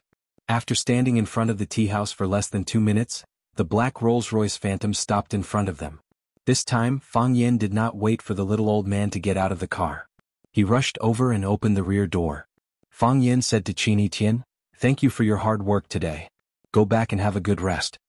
Qin Yitian looked at Fang Yan with a smile and said, Fang Yan, do you want me to leave as soon as possible? How is that possible? Fang Yan looked like he was wronged. Do you know how heartless you are to say this? You are my benefactor. You helped me win the tea ceremony competition. You don't know how grateful I am to you now. We, the people of Wulin, pay attention to a drop of kindness from others. How could I treat my benefactor like this? Really? Then how are you going to repay me? Qin Yitian asked calmly. Haven't I already repaid you? Fang Yan said. When did you repay me? I gave you a bucket of water, Fang Yan said. In all honesty, he took a bucket of spring water from Tiger Mountain from his grandfather's house. He was not willing to drink it. He gave all of it to Qin Yitian. A drop of water's kindness should be repaid with a bucket of water. Wasn't that enough? Qin Yitian squinted his eyes and smiled. He said, Fang Yan, you are so cute. Fang Yan thought about it again and again. He still did not think that this sentence was a compliment. Qin Yitian reached out to Fang Yan and said, give me the phone. Why do you want my phone? Fang Yan felt very strange. Why did all the girls he knew like to borrow his phone? Jiang Qin was like this, Yuan Lin was like this. Now even Qin Yitian was like this. Give it to me, Qin Yitian said. Fang Yan had no choice but to take out his mobile phone from his pocket and hand it over. Qin Yitian turned on the camera of Fang Yan's mobile phone, then put his head close to Fang Yan's shoulder and pressed the shutter. Fang Yan was shocked and said, what do you want to do? Don't think that I will be responsible for you just because you have something on me. Anyway, I didn't do anything. I am innocent and have a clear conscience. Why are you so excited? Qin Yitian asked strangely. She threw Fang Yan's mobile phone back and said, it's rare for me to wear a traditional Chinese costume. I accompanied you to take 2 photos for you to show off on Weibo. What does it have to do with your innocence? I see. Fang Yan clenched the phone and was relieved. Ever since those reporters had gotten their hands on a photo of him dancing with Jiang Qin, he had been on tenterhooks. When he saw girls taking the initiative to take photos, he was worried that they were up to no good. What do you think it is? Qin Yitian said contemptuously. Fang Yan, put away your wretched thoughts. I warn you, don't scold me. Or what? I will make you fail the Chinese exam. Fang Yan threatened. Idiot. You scold me again. Qin Yitian sneered and lifted her skirt to get into the luxury car. Although the little old man sitting in the passenger seat did not have the opportunity to help Qin Yitian open the door, he still got out and stood respectfully on the side. After Qin Yitian got in the car, he helped close the rear door. Then he smiled at Fang Yan and said, Goodbye, Mr. Fang. Goodbye, old man. Fang Yan said with relief. He thought that not everyone was as rude as Qin Yitian. After the car drove away, Fang Yan was still standing in the same place, waving. He thought, it's just a tea contest. Why did he rent such a beautiful car? How much would it cost? Fang Yan returned to the box and Cool Breeze Pavilion. The second round of the calligraphy competition was about to begin. Although Cool Breeze Tea House was a tea house, it had a large desk and 4 treasures of the study specially for scholars. As long as they were guests in the tea house, they could do whatever they wanted. Therefore, there was no need to look for another place for the calligraphy competition. It could be held directly in the tea house. The first round had a bad start, so Saburo Fujino kept a low profile. He walked in front of Fang Yan and said with a blank face, How will the competition be conducted? Both contestants will write a piece of calligraphy. Then we will evaluate it. Fang Yan said. Saburo Fujino sneered and said, If one side writes Huaxia calligraphy and the other side writes Japanese calligraphy, how will they compare? Fang Yen also laughed and said, Mr. Fujino seems to be a layman for asking this question. As long as there is strength in the brush, any word written will be beautiful. Even if it is a circle, it will be more beautiful than others. Could it be that a person's Huaxia calligraphy is beautiful, but the English alphabet is not beautiful? It will still be beautiful. Easy for you to say. The art of calligraphy is broad and profound. Different languages, different contents, different styles, naturally the effect will be different. Saburo Fujino did not agree with Fang Yan's point of view and said, we should unify the language and the content. That way it will be more convenient to compete and determine the winner. Isn't it better for everyone to write what they are good at? Our contestant will naturally write Huaxia calligraphy, and your representative can also write Huaxia calligraphy. In any case, didn't you all start from practicing Huaxia calligraphy? Ridiculous. Saburo Fujino said mockingly. Looking at the sky from the bottom of a well, that's probably what people like you are, right? Without investigation you have no right to speak. Otherwise don't open your mouth and be laughed at. My East Asian calligraphy is unique. What does it have to do with your Huaxia calligraphy? Calligraphy originated from Huaxia and gradually spread to the various countries in the Han culture circle. The changes in the calligraphy of Huaxia's dynasties continued to have a comprehensive and profound impact on East Asian calligraphy. It was only during the later part of the Heian period that East Asians' unique pseudonymous calligraphy rose, forming the auspicious system that is different from Huaxia's calligraphy. However, in my opinion, the auspicious system is still a slight change on the basis of Huaxia's calligraphy. Some things can be said to be borrowed or plagiarized. The key is to look at the relationship between the two parties. Am I right? Fang Yen looked at Saburo Fujino and said, if you try to please me from time to time, I can also say that you are using it as a reference. If you always use such a cynical attitude to talk to me, I will scold you for plagiarism. I am a man with very fragile emotions. Just now I was hit by someone. So do not offend me. Fang Yen grinned and said, you see, you offended me yesterday and lost the first tea ceremony competition, right? You deserve it. Chapter 79.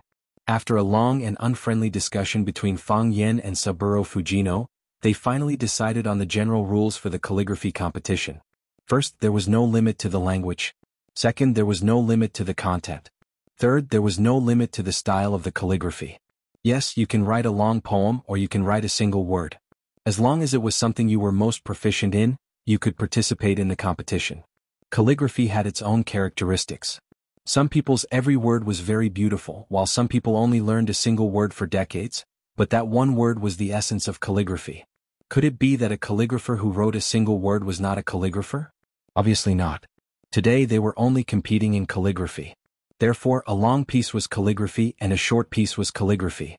A sentence was calligraphy and a word was calligraphy. The representative from Warren High School was a boy named Ueno Dashion. He was short and had an honest face. He looked more mature than the other students. He had a mustache on his upper lip that did not match the image of a high school student. Fang Yen paid special attention to this boy's hands. His hands were always clasped together and rarely moved. Steady. Steady hands, steady words. Steadiness was the foundation of writing a good piece of calligraphy. It did not matter if you were pursuing structure or interest. Steadiness was the priority. Only then would the spirit not dissipate. The representative from Rosefinch Secondary was not Huang Haoren. Instead, it was a tall and thin boy named Xiao Pinqing. The boy was about 1.7 meters tall, but he didn't have much flesh on his body. His clothes were empty underneath. If he didn't wear clothes, he would look like a character in the extremely popular Legend of Mir game, Skeleton Elf. Seeing the two contestants standing in front of the table, many people immediately laughed. The appearance of these two people is really unique. Isn't this the real-life version of the two generals Hang and Ha? If the flesh on their bodies were evenly distributed, they could be considered handsome men. Fang Yen also noticed the situation. He thought to himself, in the movies and TV shows, those with beautiful handwriting were also good-looking.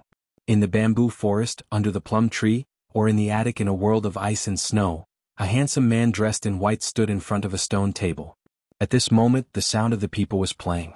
The man's brush was dyed in ink, and his brush was like a swimming dragon. The sound of the people was urgent, and the man's speed increased.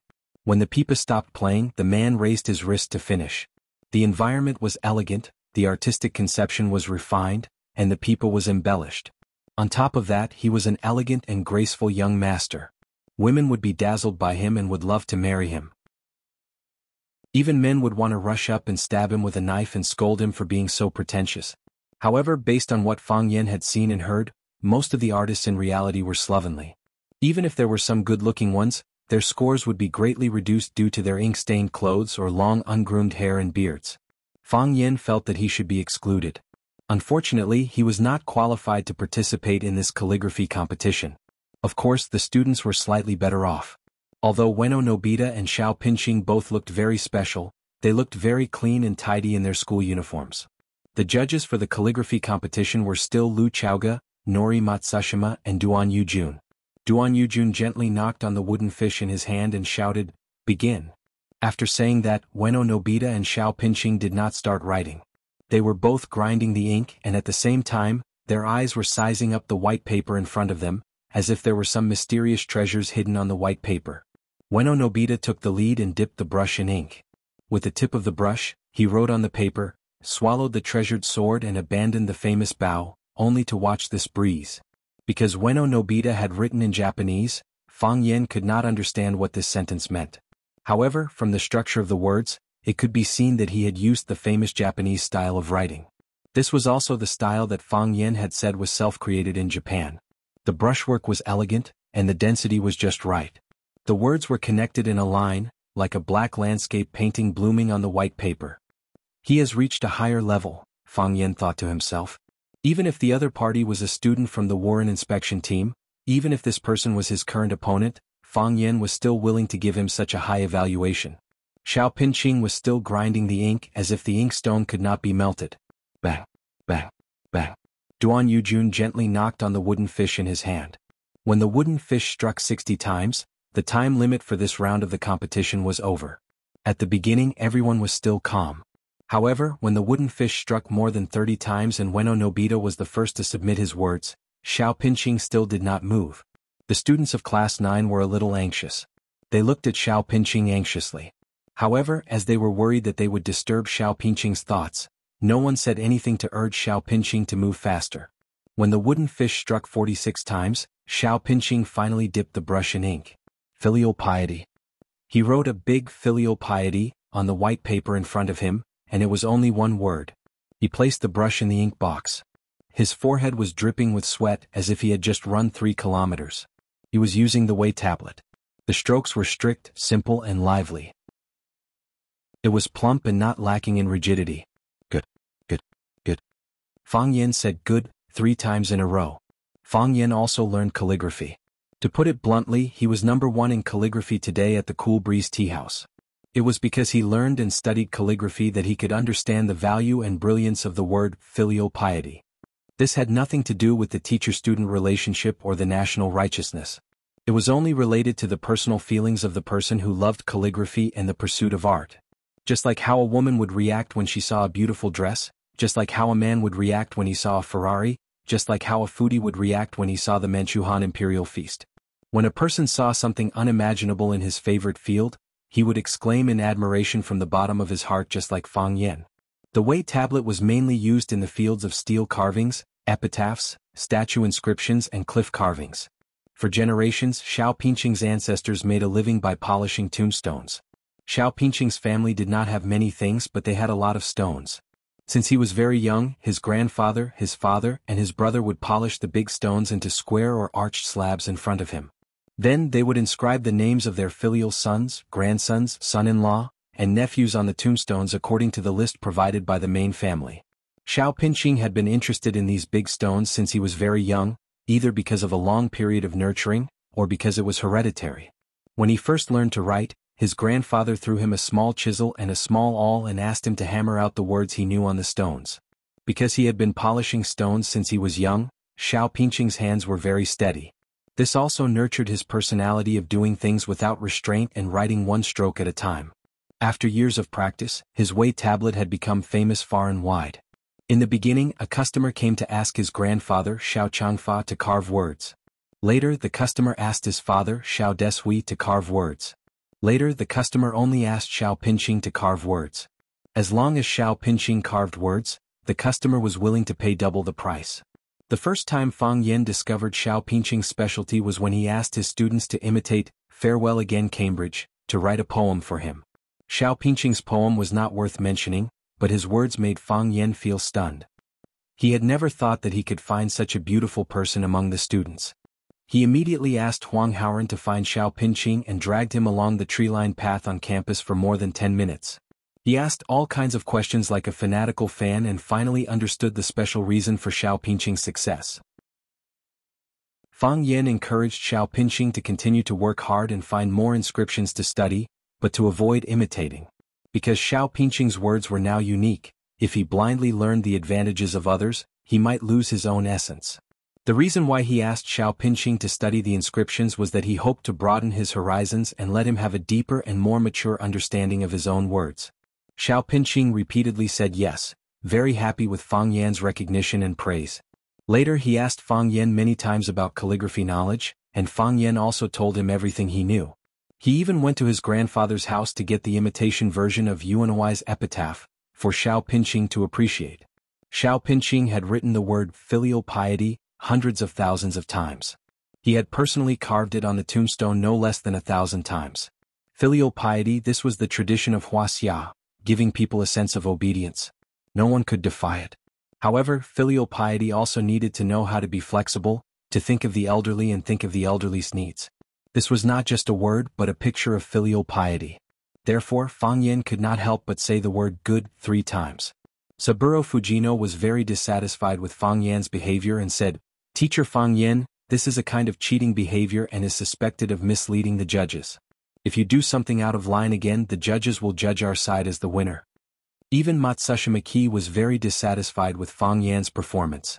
He frowned and said to Lu Chaoga, who was next to him, "Isn't the teacher's performance a little too intense?" What he meant was that Fang Yan was just putting on an act. Wasn't it just one word? Was there a need to be so excited? Fang Yan apologized and said embarrassedly, I'm sorry. I can't help it. I really can't help it. The word is right in front of you. You can judge it freely. From now on, I won't speak any more." Saburo Fujino sneered and said, "Do you still need to judge? It's already clear." Ueno Daxio's words were smooth like flowing water. Every single word was a rare work of art. The most commendable thing was that his layout was reasonable and the ink was well proportioned. He could be called a master of his generation. Of course, Warren High School had the upper hand in this round. You only know how to write one word and you have the nerve to call it calligraphy? Fang Yen was enraged. He cursed, "Bullshit. Don't you have any knowledge? Do you know the subtlety of calligraphy? Can't a single word be called calligraphy? Just this one word is enough to leave you guys behind." Saburo Fujino was dumbfounded. "Didn't you say you won't speak anymore? You liar." Chapter 80. Don't force me to be barbaric because when I am barbaric even I am afraid of myself. This sentence was the most suitable to describe Fang Yen. Although Fang Yen was a descendant of the Tai Chi family, he had always thought of himself as a cultured person due to the influence of his grandfather and mother. Drinking tea on a mountain peak, riding on a snowy night. Drinking wine in a bamboo forest, reading poems on a rainy day. This was what a cultured person should do. Beating and scolding was uncivilized and uncultured. But you can't bully me. Even a rabbit would bite when it was cornered, let alone a cultured person. Fang Yen was a master of calligraphy, at least he thought so. Although his calligraphy was not as divine as his grandfather's, Lu Gong's, it was still possible for him to reach the heavens. Ueno Nobita's calligraphy was very good. Judging from the layout and the thick ink, it was not a problem for him to reach the heavens. In other words, Fang Yen reluctantly agreed to put Ueno Nobita on the same level as him.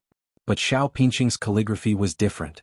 He had entered the attainment of divinity and was slightly better than him, but weaker than his grandfather's, Lu Gong's. When Xiao Pinqing asked Fang Yen for advice on calligraphy, Fang Yen only talked about the idea and not the technique. Because he knew very well that Xiao Pinqing was miles ahead of him in terms of calligraphy like Wei Bei. Especially when Xiao Pinqing wrote the word filial piety, with great vigor. His spirit and soul were all there. He already had the demeanor of a grandmaster. Fang Yen was ecstatic when he saw it and had the urge to eat the word. The novel A Bite of Tongue had whetted one's appetite, and the word good had also opened one's eyes. This word was written in his eyes, in his mouth, and in his heart. But in Saburo Fujino's mouth, it was said that Ueno Nobita was better. How could Fang Yen tolerate this? Fang Yen was so agitated that he cursed, causing everyone to look at each other. The Warren inspection team was the first to react. Their faces were filled with anger, and they looked like they were going to fight it out with Fang Yen. How can you curse? How uncultured. Did he curse? What was he scolding? Bullshit. This is too hateful. I want him to apologize. I apologize to Fujino-sensei. Matsushima Nori was really angry this time. She looked at Lu Chaoga with a displeased expression and said, Principal Lu, I need an explanation. I really can't understand how your school treats us like this. Not only is this disrespect towards our people, but it has also involved personal attacks and insults. Lu Chaoga frowned slightly. She also felt that Fang Yen had gone too far by calling someone *T in public. Can't you just curse in secret? Moreover, just as Matsushima Ki had said, if she couldn't give an explanation, this matter would be really difficult to deal with. Warren Senior High School was a famous school in Japan. They formed a friendship school with Rosefinch Secondary. The cause of this incident was rather complicated and involved many famous people. If this incident wasn't resolved well, Warren's anger would not be appeased and they would cancel the friendship school with Rosefinch. Then many people would be punished. At the very least, Lu Chaoga would have to bear the main responsibility. Moreover, if this matter was reported to the Japanese embassy, it could be used by people with ulterior motives. It could escalate to a higher and more serious level. These were all things that Lu Chaoga didn't want to see.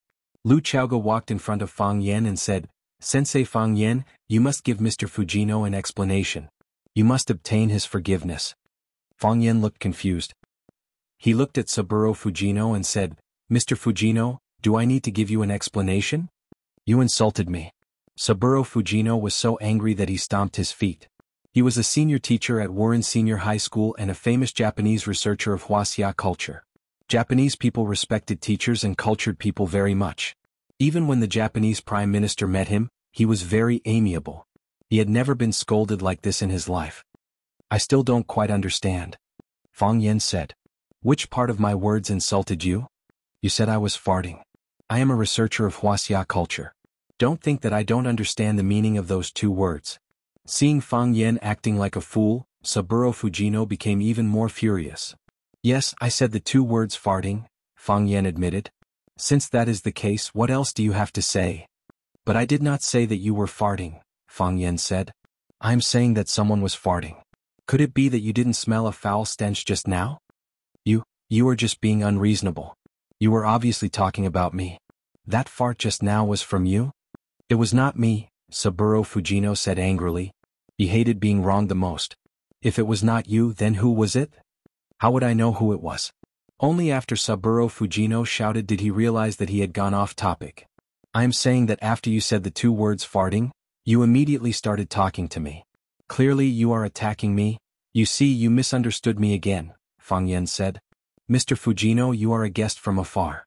Our Huaxia is a country of etiquette. How could I possibly curse at someone? The matter is like this. Back then I smelled a foul stench and thought that you were farting. However, I felt that it would be indecent to say such a thing. Additionally, it would embarrass you. Thus, I quickly changed the topic. Perhaps there is a problem with my ability to express myself. Additionally, the change in topic was not natural enough. That is why you misunderstood me. If that is the case, I sincerely apologize to you now. I was not the one who did it, Saburo Fujino was on the verge of shouting. How could he not be able to explain such a thing? Fang Yen looked at Saburo with a stunned expression and said, Even if that is the case, there is no need for you to be so agitated. Lu Chaoga stood by the side and watched with cold eyes. She thought to herself that this was not a bad way to resolve the issue. Fang Yen would certainly not be willing to apologize to Fang Yen. However, if he did not apologize and Fang Yen had indeed scolded someone, it would be hard to explain to the other side. Fortunately, the culture of Huaxia was extensive and profound. A single word could be interpreted in countless ways. Seeing that the two of them were unable to come to a conclusion after exchanging a few words, Fujino Saburo would only be at a disadvantage if they continued to argue. Thus, Fujino Saburo could only say, Since both contestants have finished writing, let's have a proper evaluation. That is what I am thinking as well, Lu Chaoga quickly followed up. To be able to resolve this issue, she was more than happy to do so. Matsushima Ki glanced at Fang Yen and said, Teacher Fang Yen, since you understand calligraphy, then you should be the one to evaluate these two pieces of calligraphy. How can I accept that? I am not one of the judges, Fang Yan said with a smile. It is better for the judges to evaluate. You guys are the experts. You can evaluate it first. We will decide the final outcome, Matsushima Ki said. What he meant was that you can state your opinion. Whether you accept it or not, it is up to us. Since Principal Matsushima has invited me, then I will respectfully accept, Fang Yan said. He first walked to the front of Ueno Nobita's words and said very frankly, I don't understand Japanese, so I don't understand what this sentence means. Who can translate it for me? Swallowing the precious sword and abandoning the famous bow, only to watch the cool breeze, someone said aloud. Fang Yan read it and said, good words. Good words. We often say that a good horse needs a good saddle. In my eyes, Ueno Nobita's words are a good horse, and this sentence is a good saddle. Only by matching the words can the mood be more obvious. If he wrote, Ueno Nobita was here, no matter how beautiful his words are, he will lose a lot of points. Isn't this the case? Fang Yan's words were interesting and everyone laughed. Only to watch the cool breeze, this sentence is very good. It gives people a feeling of giving up fame and fortune, forgetting the troubles of the secular world, and only listening to the wind and admiring the moon. Ueno Nobita's words are exquisite and elegant. Every stroke is connected into a line like a crescent moon, a gust of wind. It makes people feel relaxed and happy. Ueno Nobita heard his classmate's translation and bowed slightly to Fang Yan to express his gratitude. When he was grinding the ink, he thought of this sentence and considered writing it as a crescent moon, a gust of wind. Fang Yan went straight to the heart and expressed his intention completely. He was indeed an expert in calligraphy. Fang Yan smiled at Ueno Nobita, looked at him and said, however, this calligraphy has a fatal flaw. That is, it is too rouge. Ueno Nobita, you only focus on the form but not the spirit. You only express the cool breeze, but what about the words swallowing the precious sword and abandoning the famous bow? Without the beginning, how can there be the end? Without the beginning, how can there be the end? Ueno Nobita's eyes widened, and his face was full of shock. If I'm not wrong, Ueno Nobita learned calligraphy from a female teacher, right? Fang Yan asked. After listening to Fang Yan's words, Ueno Nobita nodded and then bowed 90 degrees to Fang Yan. He learned calligraphy from his mother, whose surname was Kono. She was the descendant of Kono Shirnin, one of the three geniuses who appeared in the calligraphy world when Toyotomi Hideyoshi unified the world in the Peach Mountain era. The world also called those three people the Three Strokes of Kuan Yin. Even the teachers and classmates at school didn't know who his mother was, and he had never mentioned it to anyone. However, Fang Yan, Huaxia's teacher, saw through it at a glance. Fang Yan helped Ueno Nobita up and said with a smile, if it was that lady who wrote this calligraphy, I would give her a higher evaluation. And what I said about the excessive rouge is not a weakness, but an advantage. Because this is a woman's characteristic. However, Ueno Nobita can't do it. You are a man. If you deliberately imitate that teacher's writing style, you will make a fundamental mistake. There is a difference between men and women. Women can't learn men's boldness and men can't write women's gentleness and exquisiteness. No matter how hard you try. Am I right? A word is worth 1,000 gold. Ueno Nobita bowed again, thanking Fang Yan for his selfless guidance. He finally found the shortcomings of his calligraphy, which had a profound impact on his future development. Chapter 81. Calligraphy was like Buddhism, it was about enlightenment. Ueno Nobita's calligraphy was indeed beautiful, but he could feel that he had reached a bottleneck. He had reached the end of the road, but he could not find any other way out. They either stood still or walked back the way they came. Ueno Nobita did not want to see either. Today, Fang Yan's words had awakened him from his confusion and allowed him to have a clear understanding of the path ahead of him. He had found an exit and could gallop on another road. Was this not the happiest thing? The two bows represented two completely different meanings. The first was a courtesy to thank Fang Yan for his praise. The second time was filled with sincere gratitude and respect. Every word was worth 1,000 taels of gold. Seeing Fang Yan conquer Ueno Nobita with just a few words, Saburo Fujino's heart broke. What was wrong with these students? Why did they just give up and surrender so easily? What did I teach you all? Have you forgotten the samurai spirit? He had already lost the first round of the tea ceremony competition. If he were to lose the second round of the calligraphy competition, how could he face his Japanese parents? Saburo Fujino did not care about Ueno Nobita's attitude towards Fang Yan and said, Ueno Nobita's calligraphy is flawed, But is Rose Finch's student's calligraphy not flawed? Matsushima Ki also spoke up. That's right. Fang Yen sensei, you just commented on Ueno Nobita's calligraphy. Now you should also comment on Rose Finch's student's filial piety. Of course. Fang Yen nodded. To be honest, Xiao Pinqing wrote the word filial piety with the intention of using a trick. Because this is indeed the best word he has ever written. Of course, this is the mentality of any contestant. Ueno Nobita wrote, swallow the sword and abandon the bow. Did he not have the intention of using a trick? Yes. In his heart, he would naturally feel that these were the few words he had written the best. Huaxia culture is broad and profound. Countless people were researching, countless people were learning and imitating. Fujino, sensei in front of us, was also a learner and researcher of Chinese culture. He studied poetry, songs, zither, chess, poetry, painting, the Book of Changes and the 8 trigrams. He studied everything he thought was worth studying. However, in my opinion, this research is only on the surface. It can't touch the core. What is the real culture of Huaxia? It was a traditional virtue that had been passed down for thousands of years.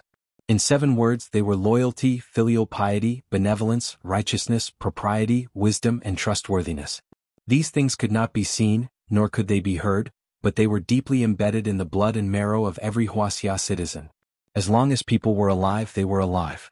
When a person dies, there will be countless successors. Filial piety is the most important of all virtues. Filial piety is a word that understands the shape and sound. The shape of this character was very ingenious. The upper half was half of the character Lao, while the lower half was the full character Zi.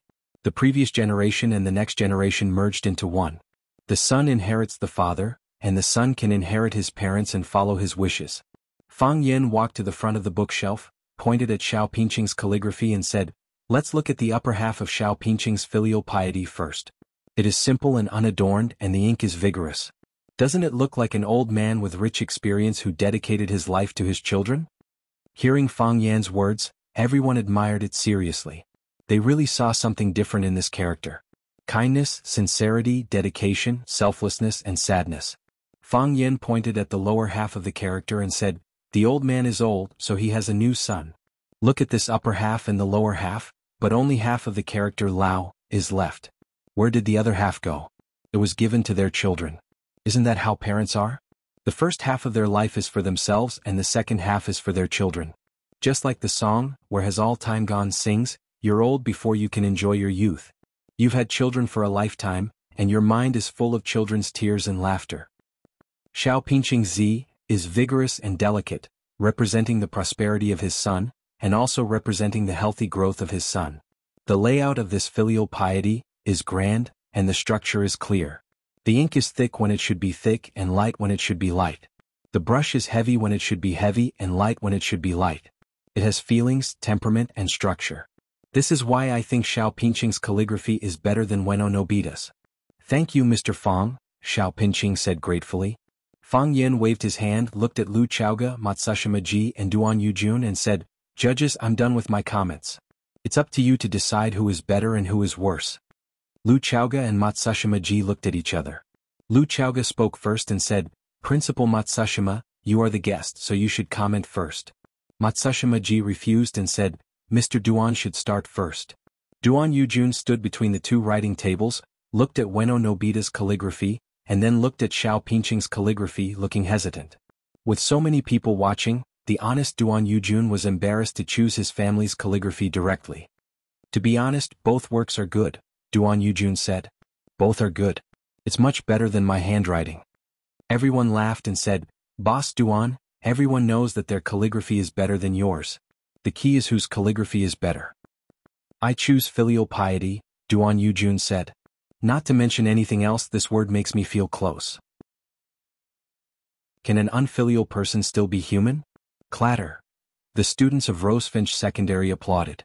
Now one of the judges had turned to Xiao Pinqing, and Xiao Pinqing's victory was in sight. Matsushima Ji asked Lu Chaoga to comment again, and Lu Chaoga said without hesitation, I choose filial piety. I like the feeling of a father and son being connected. I sensed a very deep emotion from this piece of calligraphy. This feeling. Lu Chaoga looked sad and said, It's been a long time since we last met. Duan Yujun chose Xiao Pinqing's filial piety, and Lu Chaoga also chose Xiao Pinqing's filial piety. No matter how Matsushima Ji voted, Xiao Pinqing was already the winner of this calligraphy competition. Of course, this also had something to do with the judging system. Because Duan Yujun and Lu Chaoge were both Huaxia's people, they would be biased towards the Rosefinch secondary contestants. It was human nature. Matsushima Ji sighed softly and did not speak. Ueno Nobita walked to Matsushima Ji and bowed deeply to him. Then he raised his head and said, "Teacher, please grant me a request." "What is it?" Matsushima Ji asked. "Give this vote to my opponent," Ueno Daxio said. "I can feel the feelings he has when he wrote this calligraphy. I focus on the form and he takes both the spirit and the form into consideration. In terms of calligraphy cultivation, I am not as good as him." Matsushima Ji pondered for a long time, then patted Ueno Nobita on the shoulder and said, "Ueno Nobita, I promise you." "Thank you, teacher." "I'm sorry. I'm not." Ueno Nobita smiled honestly. "Teacher, you can't imagine what I have gained from this trip to Huaxia. I can't wait to grind the ink and write. I can't wait to go back and tell my teacher, my mother, that I want to take a completely different path from her. She is herself and I can't be her. I can only surpass her." "Good. Very good." Matsushima Ji also smiled happily.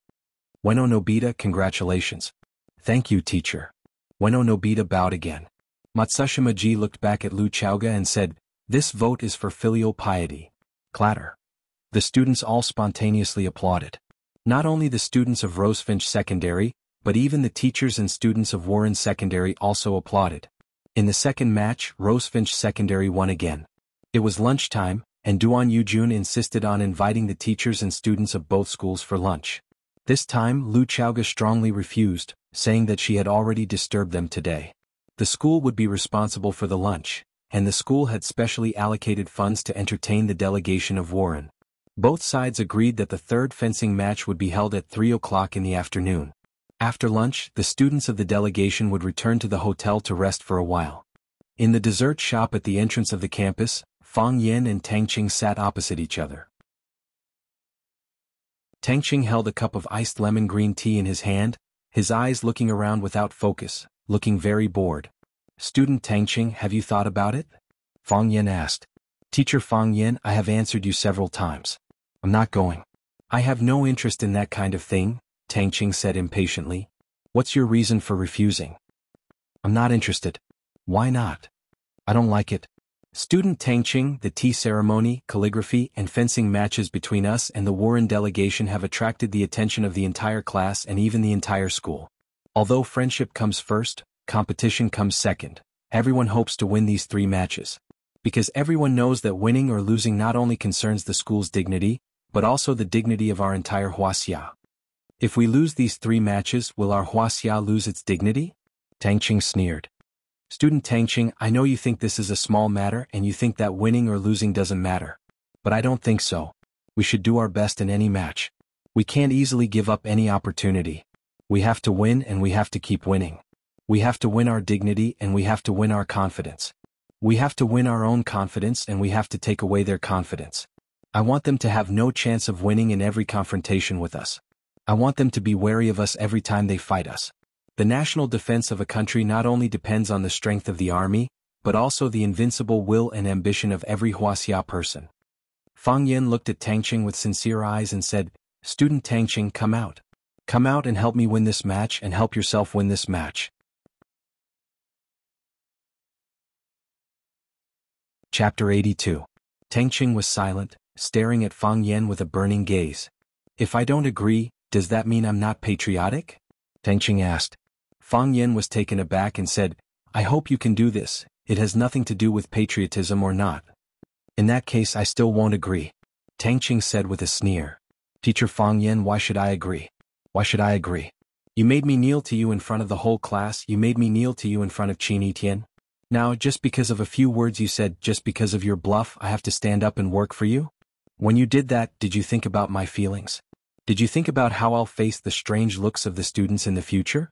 Did you think about what kind of gossip I'll encounter in the future? What's more hateful is, did you think about how I'll pass the harsh scrutiny of Qin Yitian? You can have whatever you want? You can do whatever you want? Everyone in the world has to revolve around you? Do you think you're the hero of a novel?" "Teacher Fang Yin, I'm not an idiot. I won't do it, I won't do it." No matter how extravagant your words are to make people's blood boil, I won't agree to it. I just want to see you lose.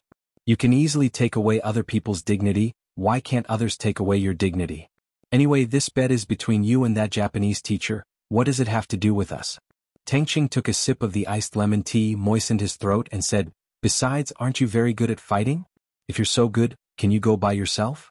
If you go, I guarantee that no one can beat you. Fang Yen nodded and said, that's true. If I go, who on their side will be a match for me?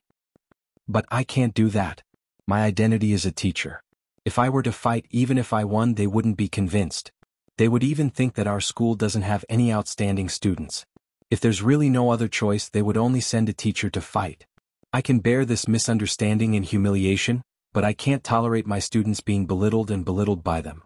Mr. Fang is really great. Tang Qing had a conflict with Fang Yen on the first day he entered class 9, so he had a grudge against him and was also on guard against him. Therefore he didn't believe a single word that Fang Yen said.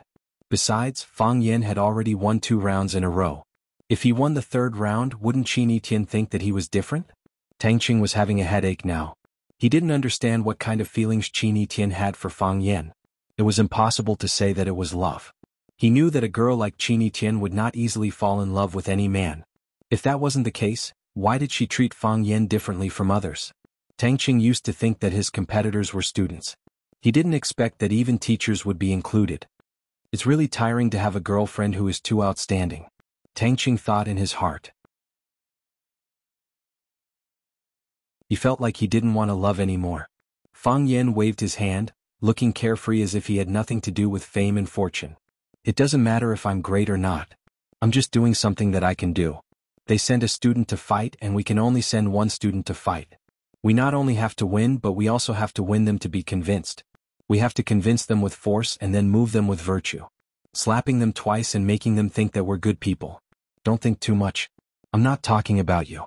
You're my student. How can I hurt you like this? You can refuse. It's your right. No one has the right to interfere. Fang Yen sighed softly and said, however, what you said just now made me understand some of my shortcomings in my work. I'm still too young. I don't have rich experience as a student. If I change the solution at that time, would the effect be better? This is something that I need to reflect and improve. Tang Qing looked at Fang Yen in surprise. This guy is so easy to talk to? Is he indirectly apologizing to me? Do you think an apology can buy people's hearts? Impossible. Tang Qing said. Don't get me wrong. I don't mean to apologize. I'm thinking if I slapped you twice on the spot that day, or if I directly knocked you down to the ground. Fang Yen. Tang Qing shouted angrily. Is there anyone who begs people like this? Don't be angry. Let me finish, Fang Yen tried to persuade him. Isn't it better to be angry together? If I do that, you'll lose face and dignity. There won't be so many little girls around you anymore. The school hunk will no longer be you. Isn't that better? Fang Yen, don't go too far. Tang Qing clenched his fists so hard that cracking sounds could be heard. Fang Yen looked at Tang Qing's fists and said, Tang Qing, I can't fight the Japanese student, but can't I hit you? You can't beat me at all. You know this better than anyone else. If you were me, what would you do when your own student takes the initiative to provoke you and humiliate you in front of everyone, or do something even more miserable? Pretend as if nothing had happened. Before I made you kneel, even if I wanted to think so, you might not agree to do it, right? I don't do anything? Kneel when you say so? Let you slap my face when you say so? Have whatever you want? You can do whatever you want? Have everyone in the world revolve around you? Do you think you're the male lead in a novel? Tang Qing was furious. Fang Yen actually dared to repeat his own words. This shameless plagiarist. There's a cause and there's an effect. Revenge must be taken. I'm a teacher and you're a student. I welcome people with a smile, but you want to show off your uniqueness as soon as you come in. This is something that no teacher can accept, right? If you hate me because of this, I can only say that your thinking is too immature. If you're really mature, you should work hard to learn and beat me up. Look, you can't argue with me and you don't dare to beat me up. Someone like you has the nerve to be praised as the school hunk? If I were born 2 or 3 years later, what do you think would happen to you and Tang Qing in Rosefinch Secondary? You'd just be a minion following behind me. As a teacher, I firmly oppose campus romance. The most important thing for a student is to learn. Of course, I know you may not be willing to listen to me. Qin Yitian stood up and won the tea ceremony, Xiao Pinqing stood up and won the calligraphy competition. Tangqing, if others know your choice, what do you think they will think of you? Do you think it's shameful for me to ask you to kneel down in public? Fang Yan sneered. That's not it. Far from it. Soon you'll know what kind of behavior is the most shameful thing. I'm not trying to put a label on you, nor am I trying to oppress you with my power. Tangqing, I don't like you and sometimes I even hate you. However, there's something I have to tell you. People living in this world must understand the true meaning of the phrase, a wise man's words are a fearful thing. This is my good intention, I hope you can accept it. After saying so much, let's review the first question. Tangqing, are you willing to stand up and accept the challenge? Tangqing's mouth was slightly open, unsure of how to answer the question. Fang Yan's fingers gently tapped the surface of the table twice and said, I've been sitting in front of you for a long time, but you've never offered to buy me a glass of fruit juice. I'm also too embarrassed to buy it myself. That would make me look like a failure as a teacher. Tangqing, in terms of respecting your teacher, you're really bad at it. I need to deduct your conduct points to remind you. After saying that, Fang Yan got up and left. Tangqing stared at the half-filled cup of iced lemon tea in his hand, dumbfounded. Due to the 2 losses in the morning, Saburo Fujino was no longer as arrogant when he saw Fang Yan. His attitude was also not as tough. He took the initiative to greet Fang Yan and said with a smile, Teacher Fang Yan, today's weather is quite good. Fang Yan raised his head and looked at the gloomy sky. He thought to himself that it might rain soon.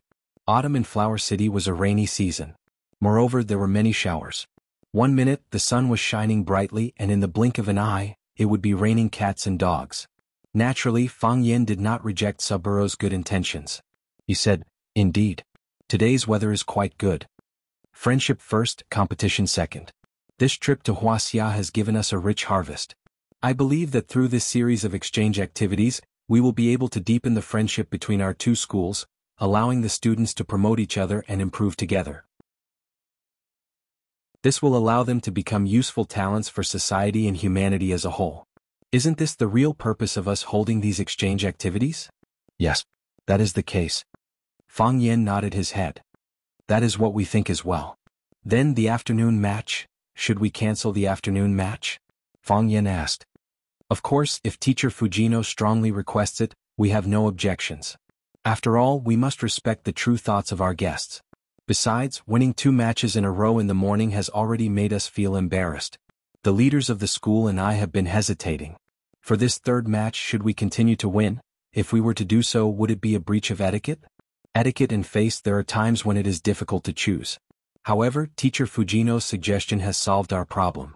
So, I will go report this to the school leaders. Is that all?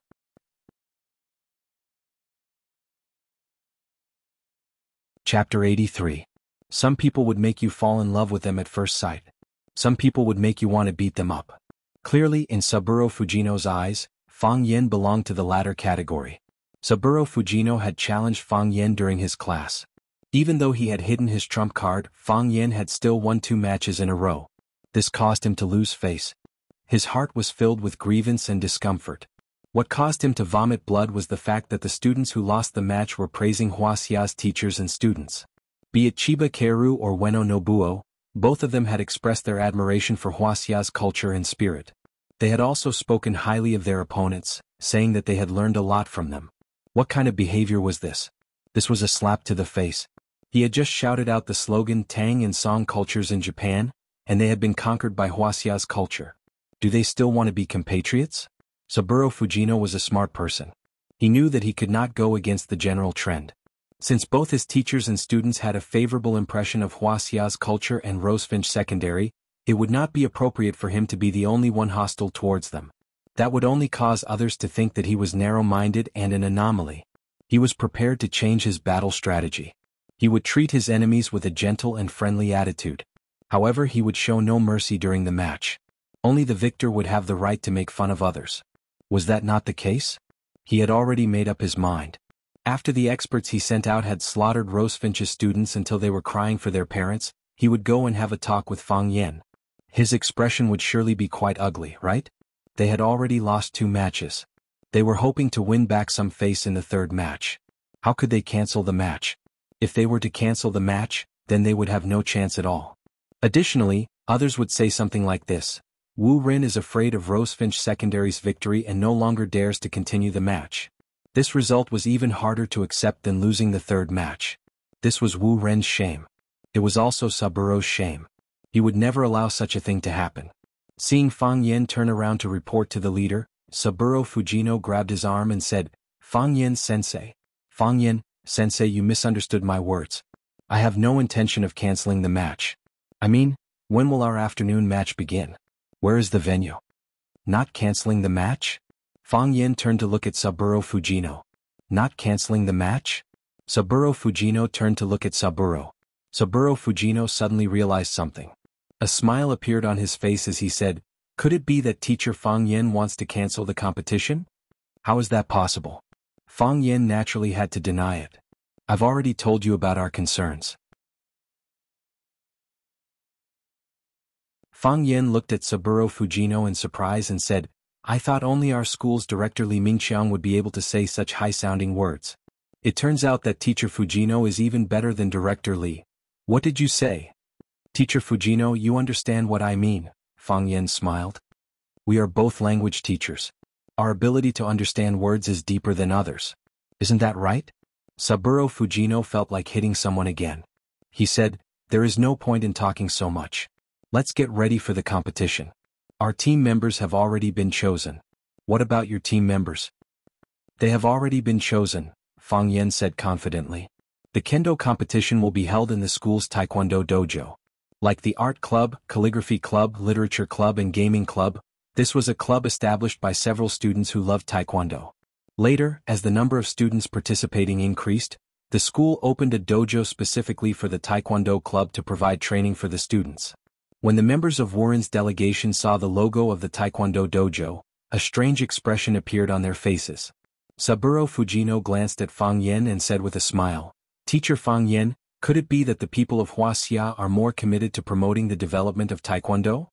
Huaxia preserves its own unique cultural characteristics and is also willing to accept some foreign cultures. As long as it is of good quality and beneficial to our citizens, we are happy to accept and promote it," Fang Yen said in a tone that was neither servile nor overbearing. "Regardless of what kind of culture it is, it will only become a part of our Huaxia country and cannot replace the mainstream culture.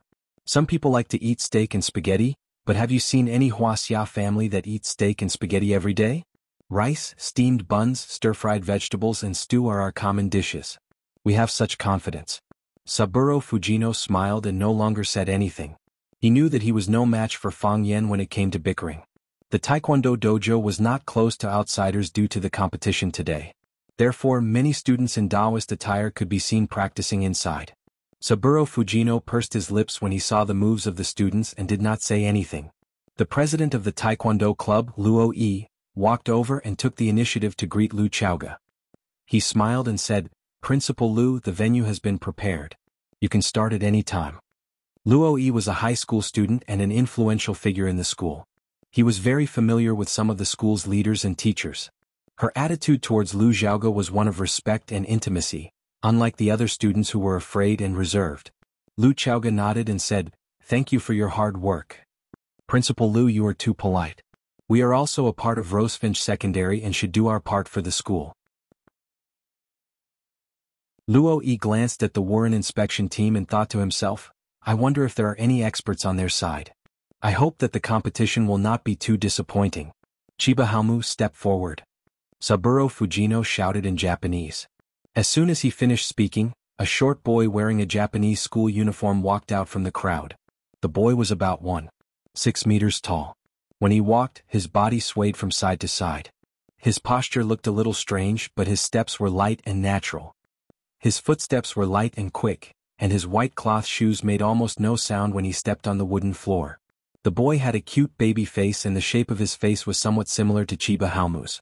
Fang Yen looked at Chiba Haomu's expression and noticed that when she looked at Chiba Haomu, there was a gentle smile on her face.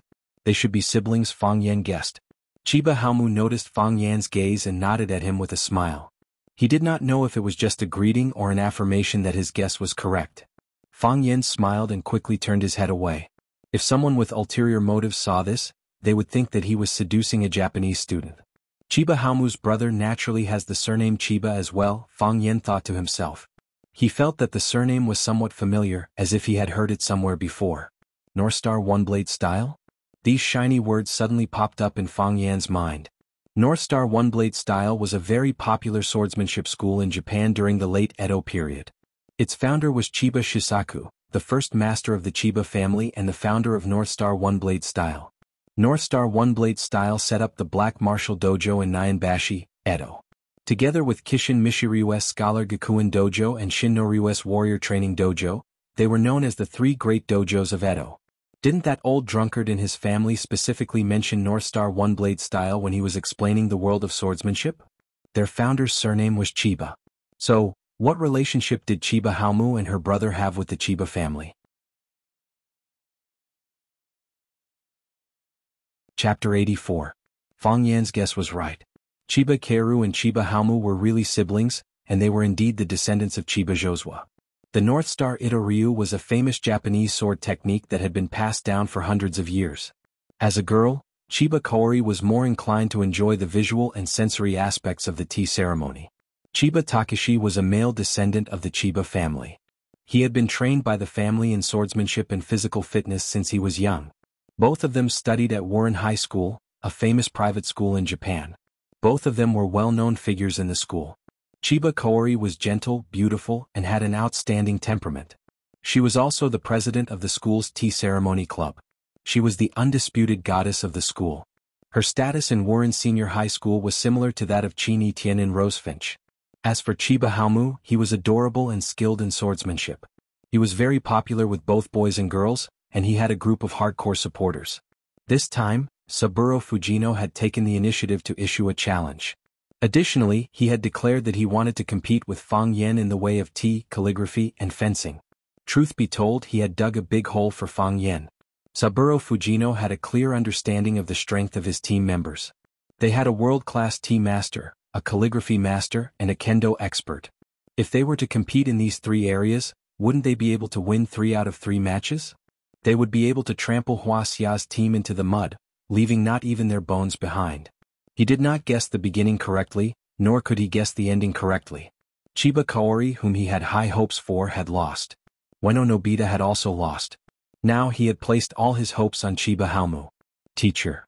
Chiba Takeshi stood before Saburo Fujino. Saburo Fujino patted Chiba Haomu's shoulder. He wanted to say something, but there was an inexplicable sadness in his heart. After a long while, he calmed down a little and said in a deep voice, "Please win." Chiba Haomu nodded with a smile and said, "I understand, teacher." Chiba Haomu understood. All the members of the Wu Rin inspection team understood. They had already lost 2 rounds. If they lost the last round as well, then they would be shaved bald by Huaxia. This was a great humiliation. Hence, the other students of Wu Rin University gathered around them. Good martial arts, good luck. Good fight. You must win. Shinya is good at martial arts. We believe in you. Chiba Sun walked up to Chiba Haomu and smiled silently. Just do your best. No, sister, I want to win. Chiba Haomu also smiled. His smile was as bright as the sun. What an adorable boy. Win back what you lost. The smile on Chiba Kaori's face gradually faded. She seriously looked into Chiba Haomu's eyes and said, "Little brother, don't mess around." "This is war," Chiba Haomu said. "Sister, there must be a winner and a loser in a war. If it wasn't like that, then the battle between martial artists would have lost its meaning." "But, sister, no buts. Our family motto is courage and wisdom." Without hesitation, Saburo Fujino looked at Fang Yan and asked, "Teacher Fang Yan, our team members have stepped forward. How long are you going to hide your contestants?" What? A wooden door was pushed open from the inside. Tangqing, dressed in a white Taoist robe, walked out with a wooden sword in his hand. He said in a clear voice, "I've been waiting for you for a long time." Clatter.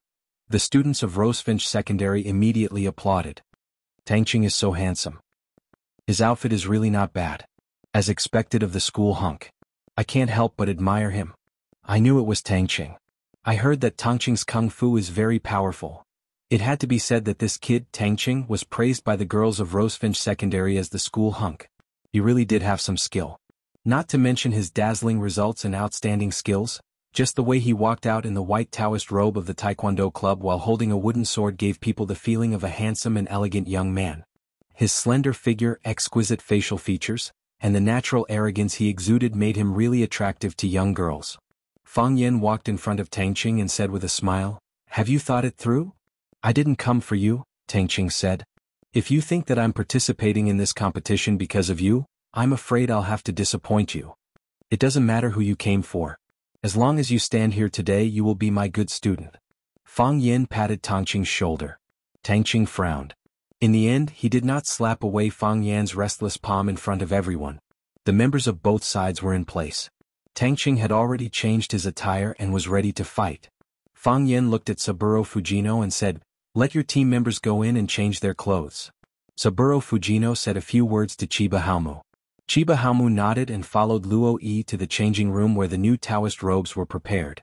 When Chiba Haomu came out wearing a black Taoist robe and holding a wooden sword of his choice, the match was about to begin. Luo Yi was the president of the Taekwondo club and the only judge for this competition. Fencing was different from other competitions. The winner and loser were clear at a glance. Therefore, there was no need for too many judges to vote. Luo Yi stood between the two of them and said in English that they could understand, "Do you want to wear protective gear?" Both Tang Qing and Chiba Haomu shook their heads and refused. They did not have the habit of wearing protective gear. Since both sides have chosen not to wear protective gear, then I would like to propose 3 rules. First, you are not allowed to stab your opponent's vital parts. Second, the winning side is not allowed to kill anyone. Most importantly, when I say stop, you must stop immediately. He was afraid that the two of them would fight to the death. If that happened, things would become difficult to deal with. Although they were both using wooden swords, their fists could kill people. Not to mention, the wooden swords in the hands of these experts were not much different from real iron swords. Both Tang Qing and Chiba Haomu nodded to show that they understood. Luo Yi took 3 steps back and said, "Members from both sides, salute." Tang Qing and Chiba Haomu bowed to each other and performed the traditional etiquette. "Ready?" Luo Yi shouted. After the two of them had finished their preparations, Luo Yi shouted, "Ready!" Chiba Haomu was dressed in a black robe. He raised the wooden sword in his hand high, as though he wanted to cleave his opponent from head to toe. This was his usual starting stance, and it was also the stance that could best showcase his swordsmanship. Moreover, this move of his had a very famous name. It was called Silent Victory. The so-called silent duel meant that after the battle began, the victor would be decided before the bamboo blades in their hands struck each other. The other party didn't even have the chance to hit their own side, much less win. This move was imparted to the famous swordsman Takeyanagi Asashiro. Takeyanagi Asashiro was Chiba Haomu's opponent, but Chiba Haomu liked Takeyanagi Asashiro's fighting style very much. He had especially learned it. Tang Qing was dressed in white. He looked relaxed and casual as he sized up the Rosefinch secondary team. The match was about to begin, but Qin Etienne hadn't arrived yet. This made him feel both regretful and disappointed. One had to know that before he decided to participate in this competition, he had specially sent a message to Qin Etienne. Could it be that Qin Etienne's phone ran out of battery and was powered off? There were 3 ways to attack in Sword Dao: Killer Sword, Killer Move, and Killing Aura. Chiba Haomu's killing intent was released as he was ready to strike. His adorable face turned serious and his eyes were as sharp as an eagle's. He looked at Tang Qing with killing intent. He was only waiting for an opportunity to kill in one strike. At this moment, Chiba Haomu was cold, completely different from the image he usually gave others. If the usual Chiba Haomu was an innocent and cute bunny, the current Chiba Haomu was like a wolf on the hunt. Qin Etienne wasn't here, so the battle still had to continue. Tang Qing was amused when he saw Chiba Haomu's expression. This kid is quite serious. He looks like he wants to kill someone. When the corners of Tang Qing's mouth curled up, Chiba Haomu's chance had arrived. This was because he knew very well that when a person smiled, it was also when they were at their most relaxed. When the mood was relaxed, the body would naturally relax. This was the perfect time to defeat his opponent.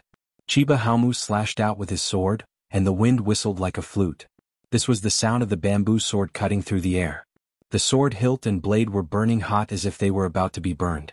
When an expert made a move, it was obvious whether he was skilled or not. The speed of the sword, the strong airflow caused by the friction in the air, and the aura that enveloped his entire body were enough to make people's hearts tremble. An expert. This guy was definitely an expert. Moreover, he wasn't an expert in the field of student fights. He wasn't the president of the Taekwondo club, nor was he the #1 in Huaqing. His opponent was a professional, an adult, and an expert with sharp sword skills that could kill. Tang Qing was born into a family of armed escorts, and there were also experts in his family who practiced swordsmanship. The way they drew their swords was exactly the same as the one in front of him. In fact, after experiencing it for himself, this Japanese boy who smiled shyly just now was even more powerful. Tang Qing raised his sword to meet the attack. Crack! The two swords collided and the wooden sword in Tang Qing's hand broke into two. Although both swords were wooden, one was the attacker and the other was the interceptor. One side had accumulated enough strength and momentum, while the other only wanted to block the attack. The tea had spirit, and the sword had murderous intent. Chiba Haomu's wooden sword had murderous intent, while Tang Qing's didn't. Intent against intent, murderous intent against no murderous intent, and the one without murderous intent was naturally not a match for the other.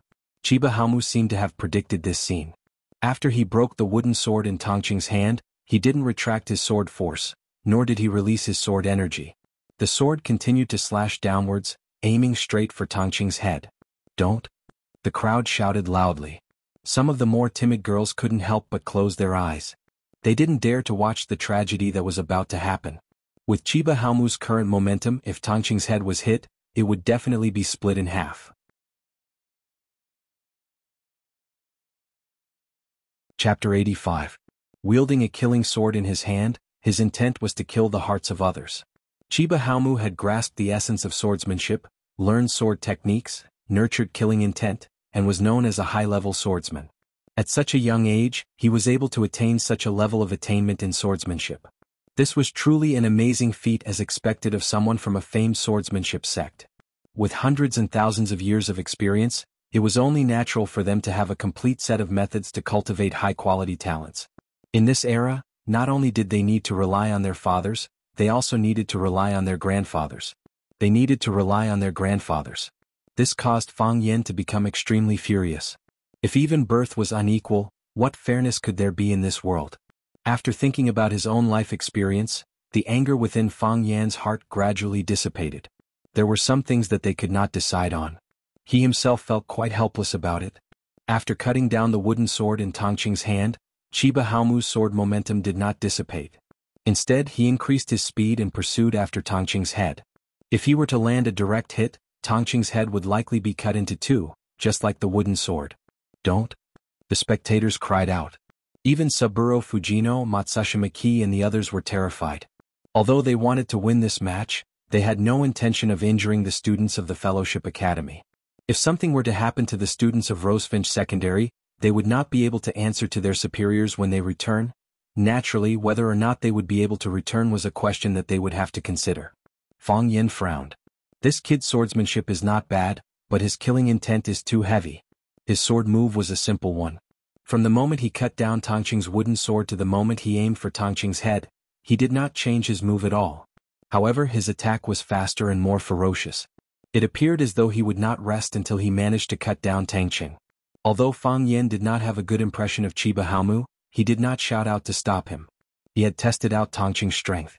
If Tang Qing could not dodge this attack, then he would be too disappointing. Mentality. The most important thing was one's mentality. If Tang Qing remained indifferent, then Qinya Haowu would undoubtedly be the winner of this duel. Luo Yi did not exercise the referee's right to stop the match. Originally, he had a cynical attitude, thinking that this was just a child's game. It was really boring. Luo Yi and Tang Qing were friends, so he was quite clear about Tang Qing's skills. If it weren't for the fact that Tang Qing didn't like these troublesome things, the Taekwondo dojo would have been overturned by him countless times. He had sparred with Tang Qing before, so he knew how big the gap between him and Tang Qing was. He was just a hobby, but Tang Qing was a professional. If the swordsmen chosen by the East Asians were not strong enough, they wouldn't even be able to cut vegetables for Tang Qing. It wasn't until Chiba Haomu's sword cut straight at Tang Qing's head that he felt a little burned. This was how war should be. Tang Qing did not disappoint Fang Yan and Luo Yi's expectations. At the beginning he was a little careless. Compared with the opponent standing in front of him, he was more concerned about whether Qin Yitian came to watch his match. Of course, it was necessary to defeat his opponent. He just hoped that when he defeated his opponent, his goddess, Qin Yitian, happened to be watching from the side. When he defeated his opponent, Qin Yitian could say, "Tang Qing is so handsome," or smile sweetly at him. Just a smile was enough. However, Qin Yitian did not show up at the match. This made him feel extremely disappointed. When he was in a bad mood, he couldn't help but feel a little down. When he saw the serious look on his opponent's face, he felt a little funny. It was also at this time that Chiba Haowu launched an attack. When Tangqing's wooden sword broke, he was lost for a moment. Before his brain could react, his body had already made the necessary response. He gripped the broken hilt with his right hand and used the hard hilt to block Chiba Haowu's wooden sword. His left hand had already grabbed the broken slender sword that had yet to fall to the ground. Clang! Tangqing's wrist strength was amazing. When he blocked Chiba Haowu's slash with one hand, his left hand grabbed the wooden sword and stabbed it at Chiba Haowu's abdomen. When these two guys fought, they would not stop until one of them died. Chiba Haowu knew that he had met an expert with extremely strong reflexes, so his sword would be useless. He retracted his sword and retreated.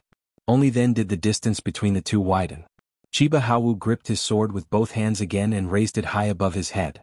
Tangqing looked at the broken sword in his hand with a serious expression. His eyes also became unprecedentedly serious. They knew that his opponent was an expert worthy of respect. "Tangqing, do you want to change your sword?" Luoyi asked. He was the referee, so he was naturally willing to make things easier for Tangqing. Luoyi could also see that Chiba Haowu was very powerful.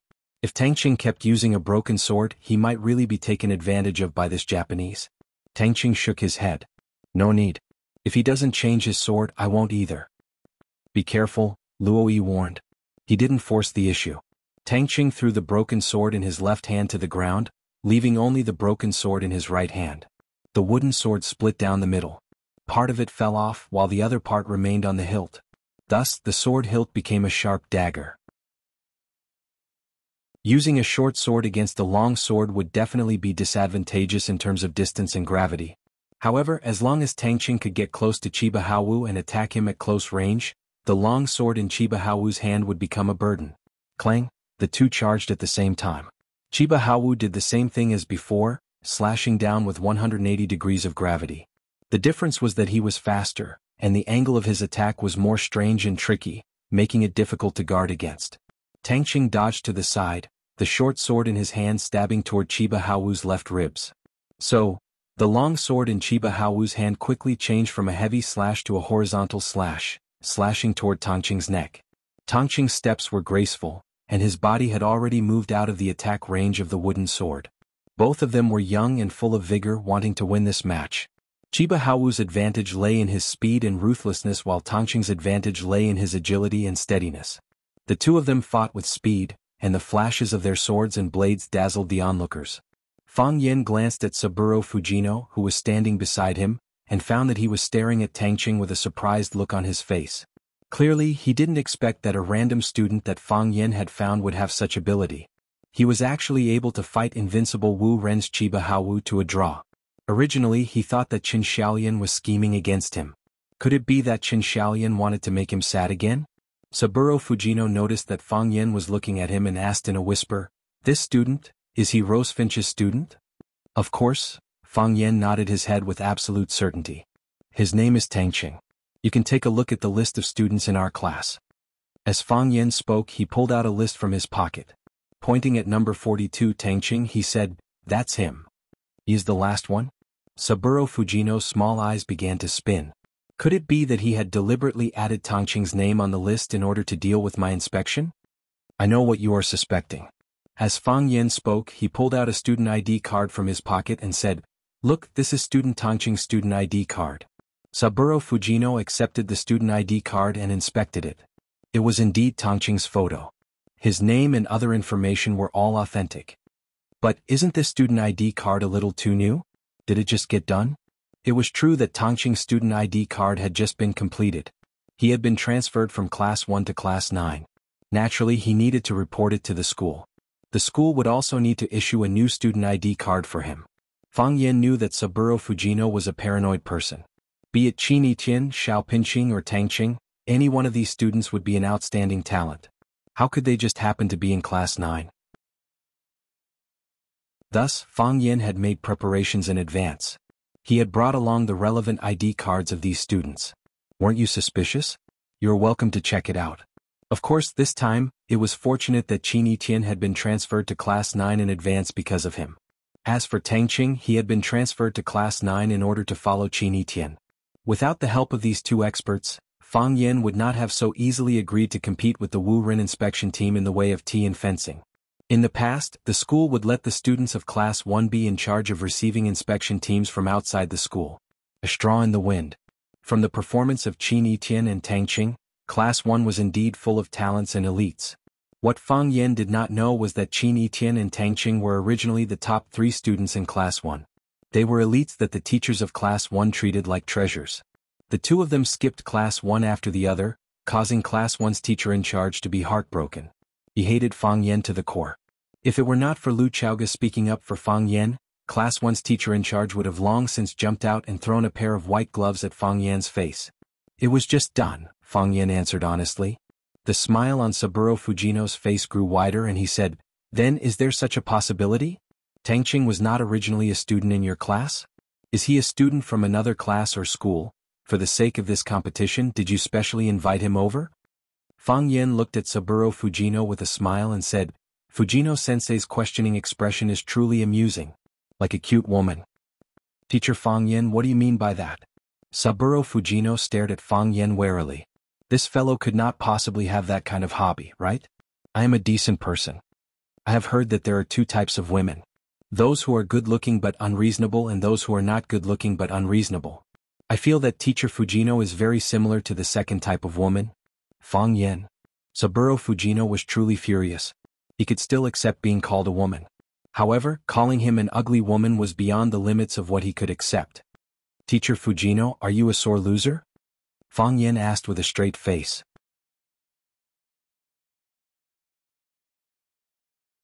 Chapter 86. Who is a sore loser?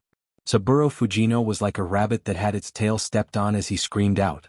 If that is not the case, why would Teacher Fujino keep picking on such minor flaws? I cannot help but suspect that Teacher Fujino is looking for an excuse for his own failure, Fang Yan sneered.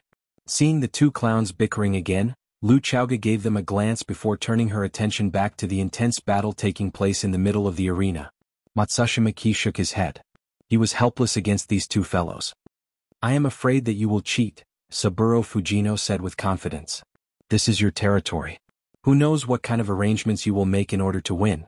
This is a classic example of measuring the heart of a gentleman with one's own yardstick," Fang Yan said with a ridiculing tone. "Did anyone invite you to listen in on Class 9? Saburo Fujino thought about it. Back then, Vice Principal Matsushima Maki was the one who suggested to listen in on Class 9. When Matsushima Maki saw that Fang Yan was able to become Rosefinch's language teacher at such a young age, he became curious and suggested to listen in on Class 9. In other words, it was a random inspection and no one had arranged for it. "No," Saburo Fujino said. "Who suggested the tea ceremony, calligraphy, and fencing competitions?" "Was me." "If that is the case, shouldn't I be the one questioning the school's deliberate arrangements? Why are you questioning us?" Fang Yan said with a chuckle. He pointed at Chiba Kaoru Ueno Nobita, and Chiba Haomu who was brandishing his sword. "Do you dare swear to all the deities of the 2 countries that they are not the candidates that you have arranged in advance? Or is it because you already knew that there was such an expert in your team? That's why you deliberately proposed these 3 competitions? Our school has many talents. It is not just these 3 competitions," Saburo Fujino said stubbornly. He was not willing to admit that he had planned this out, and the result was a painful truth. "Is that so? Then shall we add 3 more competitions?" Fang Yan said with a smile. Saburo Fujino did not dare to agree. Rosefinch had won 2 of the 3 matches he had arranged in advance. If Rosefinch proposed the competition, would they still have a chance of winning? It was one thing for others to humiliate him, but did he have to humiliate himself as well? "What? Are you unwilling?" "I don't have enough time to arrange it." Saburo Fujino finally found a plausible excuse. "We're going back tomorrow. A student's homework cannot be delayed. You see, you have all taken advantage of us, but Fujino-sensei is still suspicious of us. If you really think that there's something wrong with the 3 students I've chosen, their student files and information are all in the school's archives. You can check them at any time. This can't be faked, right? However, I'd like to ask, are the 20 students from the Warren delegation all in the same class?" "Naturally not," Saburo Fujino replied. "We are selecting based on merit. It's the same every year. This is Wu Ren's rule." "Exactly. You will select outstanding students from the entire school or even the entire country to form a team. We are only selecting students from Warren High School to be sent out, Saburo Fujino corrected. Who selected students from all over the country to participate in the competition. Was there a need for that? Who knows what happened to you all in Japan? I have no way of checking their student IDs and files. Fang Yin waved his hand. Saburo Fujino felt as though he had been stabbed in the chest. The feeling of being drenched in blood. You are sending outstanding students from all over the country to compete against students from the same class. Do you feel guilty for doing this? Fang Yin said with righteous indignation. Although we know that this is unfair to us, we did not refuse. Why? Because we consider you all as our guests, our close comrades. But Fujino-sensei, how did you treat us? Is this how East Asians treat their friends? I'm sorry. Saburo Fujino was deeply moved and he blurted out those 3 words. After saying those words, Saburo Fujino reacted. Why did I have to apologize to him? This fellow's stomach is full of evil tricks. Who knows which of his words is the truth and which is the lie? Fujino-sensei, you are able to recognize your own mistakes and be a narrow-minded person. Moreover, you are willing to sincerely apologize to me? Fang Yin held Saburo Fujino's hand and said with a sincere face, I will consider accepting your offer. As the 2 of them were bickering, the battle between Chiba Haomu and Tang Qing had reached its climax. Luo Yi followed closely behind Chiba Haomu and Tang Qing, shouting incessantly. Occasionally he would even shout out words like good sword, despicable sword. It was as though he was the one participating in the battle. The baby-faced Chiba Haomu had entered a berserk state. His hair was disheveled and his eyes were sharp. The black Taoist robes he wore fluttered in the wind. Every step he took forward or backward would cause the wind to howl. He had inherited the essence of the North Star one-blade style. His sword attacks were simple but the angles were strange. Every one of his sword attacks was aimed at the vital spots of his opponent. Add that to his ghostly speed when moving at full speed, it was impossible to defend against his attacks. Tang Qing's deep foundation came in handy at this moment. He was able to deal with the myriad of changes by remaining unchanging. His body was tall and his movements were slow. Standing there, he was like a target, allowing Chiba Haomu to attack him from all directions, making him extremely busy. Tang Qing changed his strategy. Originally, he had wanted to fight Chiba Haomu with speed and end the battle in the shortest amount of time possible. That way he would look more handsome. However, when he found that he could not defeat Chiba Haomu in a short amount of time and that Chiba Haomu was better at speed than him, he knew that something was amiss. Rhythm. Everyone had their own unique rhythm. This was also the rhythm that they were best at. Chiba Haomu liked speed, but Tang Qing's foundation was solid. Additionally, his swordsmanship was methodical, making it more suitable for him to stay still. He could not follow Chiba Haomu's rhythm. He wanted to control the rhythm himself. Or rather, he wanted to make full use of his own rhythm. Thus, it became a situation where one was fast on the offense and the other was slow on the defense. It was precisely because both of them made full use of what they were good at that the battle was so exciting. The long sword in his hand swung down with great force, aiming for Tang Qing's face. Tang Qing blocked the attack with his short dagger. He took a few steps forward and directly crashed into Chiba Haomu's chest. Chiba Haomu's sword was raised in the air. His chest was empty and he lost control of his inner line. However, he changed his moves extremely quickly and viciously. Whoosh! The wooden sword in his hand made a 180-degree turn. Initially, the tip of the sword was pointing outwards, but when he hooked his wrist, the tip of the sword stabbed at Tang Qing, who was in his arms. To an onlooker, it was almost a suicidal move. If he was holding a real sword in his hand, then when he stabbed Tang Qing's body, it would be inevitable that he would also stab himself. However, he knew the characteristics of a wooden sword very well. He knew the weight of the sword and the speed at which he attacked, and what kind of damage he would inflict on his opponent. Clang! Tang Qing once again blocked the tip of the long sword with the hilt of the sword and slammed his elbow backward. Chiba Haomu had 2 choices now. He could either endure the elbow attack and persist in stabbing his long sword into Tang Qing's chest, or he could dodge the elbow attack and his suicidal attack would be nullified at the same time. Chiba Haomu chose the former. In a battle where both sides were evenly matched, the only thing left to do was to make a choice. A smart person would kill 1,000 enemies at the cost of 800 of himself, while a fool would kill 800 enemies at the cost of 1,000 injuries. Victory and defeat would be decided in this way. He could withstand the elbow attack, but he believed that Tang Qing would not be able to withstand the full force of his piercing technique. Ugh. Chiba Haomu grunted. His upper body fell backwards, but his lower body was unusually stable. Creak. The tip of the long sword in his hand moved forward with unstoppable force, grinding against the hilt. The tip of the sword inched closer to Tangqing's chest. As long as it pierced through, Tangqing would instantly lose the ability to fight. Of course he would lose the ability to fight forever. Ah! A miserable scream rang out. The wooden sword in Chiba Haomu's hand fell to the ground. He clutched his abdomen with his right hand and staggered backward. Plop. His body fell on the wooden floor with a hideous expression. His forehead was dripping with sweat and he looked like he was in extreme pain. Tangqing stood still and sneered at Chiba Haomu, who was sitting on the ground. The sword hilt that he had been holding in his left hand to block the tip of the sword had been transferred to his right hand, and red blood was seeping out from the blade. Chiba Haomu. A group of people rushed over and surrounded Chiba Haomu. Saburo Fujino rushed to the front of Tangqing and roared, "Kid, you bastard, what did you do to him? What did you do to him?" Chiba Kaori's face was covered in tears as she cried, "Haomu, little brother, are you okay? How do you feel?" Matsushima Nori was a beat too slow to squeeze into the middle of the crowd. Her expression was ugly as she stared sharply at Lu Chaoga and said, "If anything happens to my student, we will definitely seek justice." Lu Chaoga calmly looked at Matsushima Nori and said, "We also don't want this to happen. Of course I will respect any choice you make." Tangqing walked to the front of Fang Yen and threw the sword hilt in his hand to the ground. He said in a free and easy manner, "I won."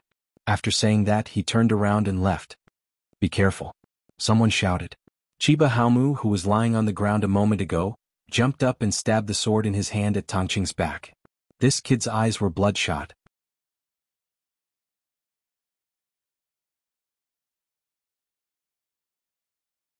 If this was a battlefield, if it was a formal battle just now, with his ability he could definitely make the most exquisite and accurate reaction or counterattack. However, at this moment he was at a loss. What was this? Were they going to continue fighting? Or would they fight to the death? However, what was the attitude of the school? Could he do that? What? His pupils dilated and his heart was in a mess. Chi. He felt the tip of the sword pierce through his clothes. The wooden sword was about to continue forward, piercing through his flesh and organs. Everything it encountered, even his bones. Chinya Haowu felt it too. There was only one focus in his eyes, and that was where the tip of the sword was. He felt the sound of a sharp sword piercing through something. It was a clear and melodious sound that seemed to come from the depths of his soul. Such a voice filled him with fighting spirit and a sense of accomplishment. Tangqing retreated and retreated again. However, how could this aimless retreating speed compare to Chinya Haowu's flying speed? Kill? Chinya Haowu roared. As he roared, his dantian was full of chi, allowing him to fly faster and more nimbly in the air. All of a sudden, the entire scene underwent a drastic change. Tangqing was still retreating out of habit, while Chinya Haowu's body stopped in the air. The difference between these two extremes was strange and distorted. No matter how hard he tried, the sword could not move forward. Everyone's eyes widened as they watched this unbelievable scene unfold before them. A gust of wind blew, fluttering Chinya Haowu's black robes, Tangqing's white robes and Fang Yan's soft hair. It was still alive. Everything was alive. It was just that Fang Yan, the time magician, had a little control over it. Fang Yan's body was tilted, one hand holding onto Chinya Haowu's ankle. He had not used his other hand yet. When Chiba Haowu passed by Fang Yan, the only thing he could do was to turn around 180 degrees and grab at the same time. Seeing that he had the situation under control and that Tangqing had not been pierced by Chinya Haowu's sword, Fang Yan finally felt relieved. If someone had died, everyone present would not be able to escape responsibility. Whether it was Lu Chaoga, Matsushima Ki, Saburo Fujino, or himself, all of the teachers would face serious charges. Chinya Haowu, for the sake of victory, to satisfy his own selfish desires, he had disregarded the lives of others and the future of a large group of teachers. This narrow-minded madman, this bloodthirsty demon. Fang Yan was enraged. Chinya Haowu's actions had thoroughly enraged him. Fang Yan's right hand pulled hard, and Chinya Haowu's body flew back. Chinya Haowu stabbed back with his sword, but Fang Yan's left hand shot out like lightning and punched his wrist. Clang. Chinya Haowu felt pain in his arm and the wooden sword fell to the ground. After using the power of Tai Chi to dissipate the remaining power in his body, Chinya Haowu became Fang Yan's meat target. He grabbed Qinya Haowu's calf with one hand, and with his left foot as the axis, he kicked with his right foot. His body immediately spun, and Qinya Haowu's body, which was still in the air, spun with him. Fang Yan's right foot kicked again, and they spun even faster. Thousand-face spinning top. At first, Fang Yan needed to borrow external force, but when their bodies spun at a certain speed, Fang Yan became the axis, and Qinya Haowu became the pendulum. Now Qinya Haowu's body was dragging Fang Yan to spin. Whoosh, whoosh, whoosh. Everyone could only hear the whistling wind like an electric fan spinning at a high frequency. In the beginning they could still see Fang Yan's cold face and Qinya Haowu's frightened eyes. Soon they became a shadow of the wind. They were standing in front of you but you couldn't see them clearly. They had countless faces swaying in front of you, and your eyes couldn't take them in. This time, it was the people around them who were worried about Qinya Haowu. Let go of Qinya Haowu. Let go of him, Fang Yan. What are you doing? Principal Lu, ask your teacher to let go of him. Lu Chaoga's face was as cold as frost and she said in a cold voice, my students are rational and so is my teacher. I have full confidence in them. Lu Chaoga was fighting back. I have confidence in my teacher and students, but do you have the same confidence? If you have confidence in your students, then what kind of behavior did the scene that just happened in front of your eyes belong to? Matsushima Nori was speechless and after a long time he said, we have to find a gentler solution. Chiba Haowu was really frightened and she ran over to grab Matsushima Nori's hand saying, Principal, please save Qinya Haowu. Please save Qinya Haowu.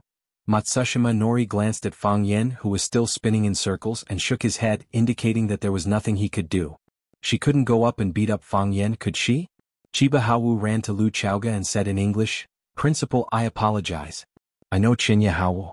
He's too ridiculous but he's just a child. But he's still a child, please save him. Everyone has to pay the price for doing something wrong, Lu Chaoga said with a straight face. After saying that, she felt that it was a little familiar. Who said that to her? Fang Yan spun faster and faster as if he had really turned into a spinning top. If the little flags on the Spring Festival Gala were to spin at this speed, they wouldn't even last 10 minutes. When they reached a subtle speed, Fang Yan suddenly let go of Qinya Haowu's ankle. Qinya Haowu was like an arrow that was shot out, flying forward quickly. Before Chiba Haowu could rejoice, she saw Fang Yan running in the direction where Qinya Haowu was flying. Fang Yan ran forward, and when his toes touched the ground, he bounced up and landed without a sound. He was running on the ground while Qinya Haowu was flying in the air.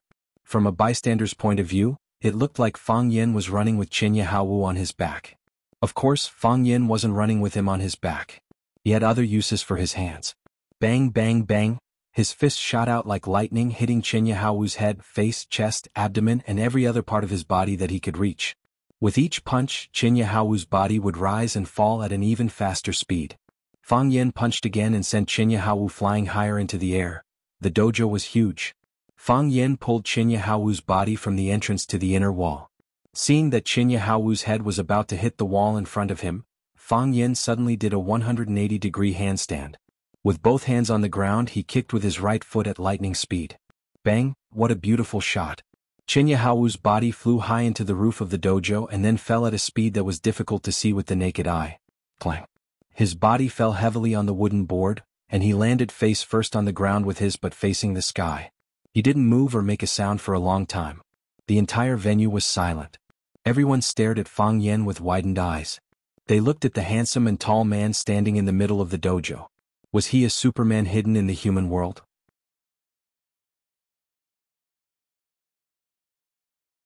Chapter 88. If you are given the freedom to choose your teacher, what qualities and abilities do you want your teacher to possess? Handsome and confident, someone said. Knowledgeable and knowledgeable, someone else said. Amiable and able to get along well with the students. This was the common wish of the students. There might be 1,000 answers to this question, but not a single student would request for their teacher to know martial arts. Martial arts was one of the traditions of Huaxia and one of the labels of Huaxia's culture. Even some foreigners would praise Huaxia's martial arts. However, how many of them had actually seen it in action? In the eyes of the ordinary students, the fight between Tang Qing and Chiba Haowu had already exceeded their scope of understanding. They felt that it was impossible for something like that to happen. This kind of martial arts was too distant from their lives. However, when Fang Yan suddenly unleashed his universe like a Saint Seiya and threw Chiba Haowu into the air, they looked at Fang Yan as if they were looking at an alien. Was this still the Fang Yen teacher they knew, the one who read poems on the Bird River? Was this still the Fang Yen teacher who led them to the alley to learn Alley in the Rain? Was this still the Fang Yen teacher who was sharp with his words, lively and interesting in class, and looked like the big brother next door? The students were all filled with admiration and worship. Their bodies were trembling, and they were so excited that they could not control themselves. Matsushima Ki's face was filled with shock as he stared at Fang Yen for a long time. He had even temporarily forgotten to check on Chiba Haomu's injuries. Is there anything else I don't know?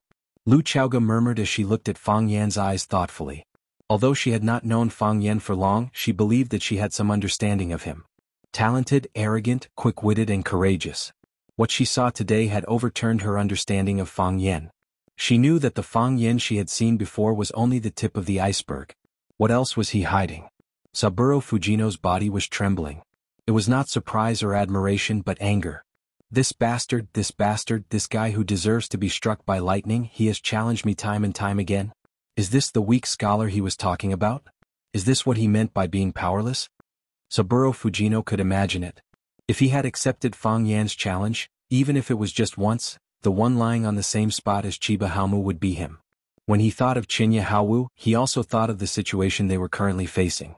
Saburo Fujino quickly rushed over to the spot where Chiba Haomu had fallen. He grabbed Chiba Haomu's shoulder and shook him. Chiba Haomu, how are you? Wake up. Hearing Saburo Fujino's shout, the others reacted. Kei Matsushima, Chiba Keru, and the teachers and students of the Warren investigation team gathered around him. They looked at Chiba Haomu's body worriedly. Even now, his eyes were still closed and he did not move at all. He didn't know what was going on. If you continue to shake him, his bones will fall apart, Fang Yen said coldly. He just couldn't understand why some people would hug and shake someone when they saw someone fainting on the ground.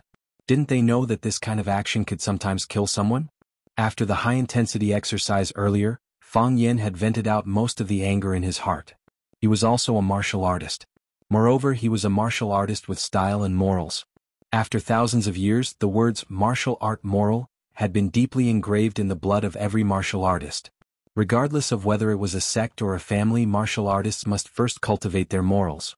If one's morals were not right, one's martial arts would not be pure. Those who learned martial arts and used it to harm others would be known as demons in the past. Now they would be known as scum. Fang Yen was strict with himself and he abided by the ancient spirit of martial art moral. Thus, when he saw scum like Chiba Haomu appear, his mood was particularly bad. If such a person was in ancient times, everyone would have the right to punish him. Moreover, the consequences of Chiba Haomu's actions were too serious. He only wanted to win, he only wanted to stab out with his sword. If he were to succeed, how would they end up? How would Rosefinch Secondary end up? How would his dearest, most respected and most beloved Lu Chaoga end up? For a moment, Fang Yan's rationality was overshadowed by his anger. He gulped down a mouthful of saliva with the smell of blood. Thus he spun, chased and sent him flying with a kick. Only by doing so would his heart feel better. Hearing Fang Yan's words, Fujino Saburo quickly loosened his grip on Chiba Haomu's shoulder. Fang Yen. Fujino Saburo shouted at Fang Yen. Fujino-sensei, do you want to reason with me? Fang Yen stared at Fujino Saburo with a sharp gaze and spoke in an unfriendly tone. Fujino Saburo was a little afraid of Fang Yen. Teacher Fang Yen. Matsushima Ki's voice was calm. However, it was clearly more intimidating compared to Fujino Saburo's shout. What happened to Chiba Haomu? If anything happens to him, you will bear all the responsibility. If he does not die, I will bear all the responsibility. If he dies, the school will bear all the responsibility, Fang Yen sneered. Similarly, if anything happens to my student, you will also bear all the responsibility. Fang Yen turned to look at Tangqing and asked, You have not fainted yet? What? Tangqing looked at Fang Yen with a confused expression. So many things had happened so suddenly that he was still in a daze. Wasn't it just a friendly match? How did it end up like this?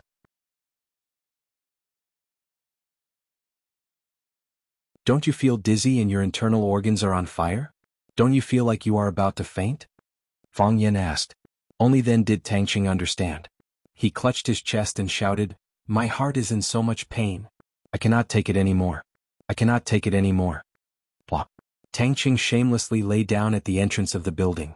His posture was very unsightly. Fang Yen pointed at Tangqing, who was lying on the floor, and said angrily, This was originally a match to deepen our understanding and friendship. Our side has always adhered to the principle of friendship first, competition second. We have always been respectful and modest, courteous and restrained. What did you do? Ambushing someone when the match is already over? What kind of behavior is that? This is a shameful behavior, a shameless behavior.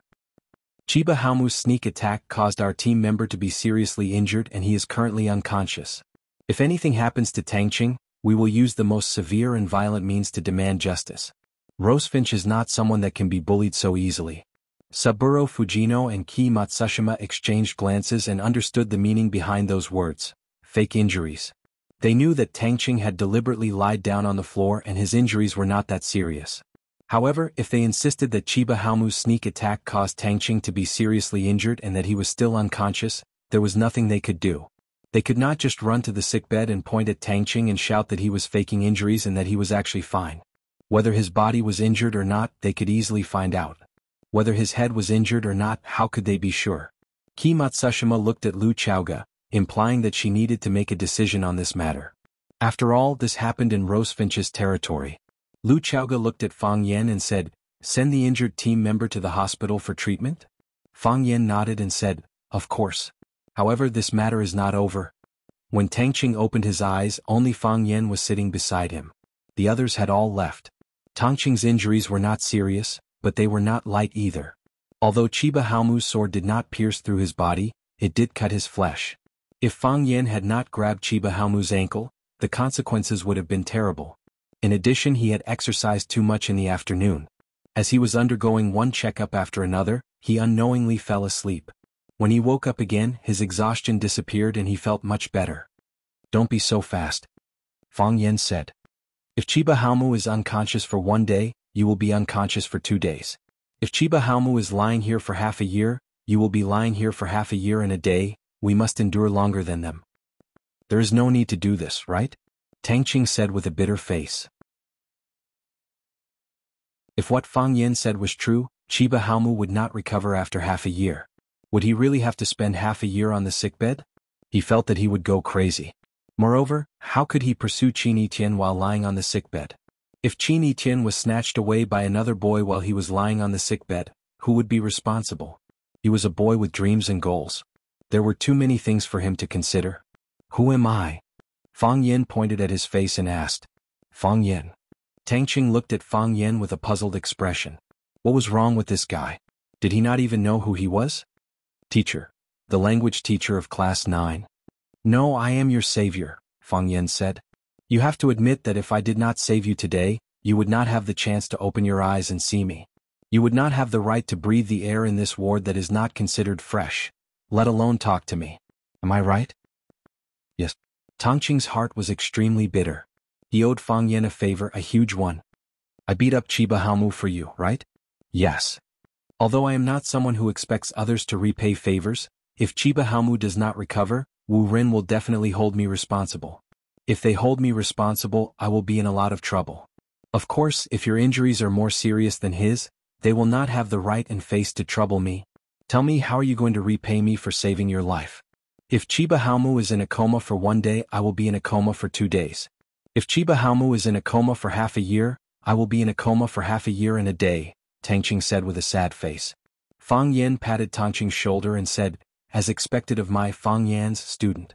When I first saw you, I felt that you are a good man who will never go back on your word."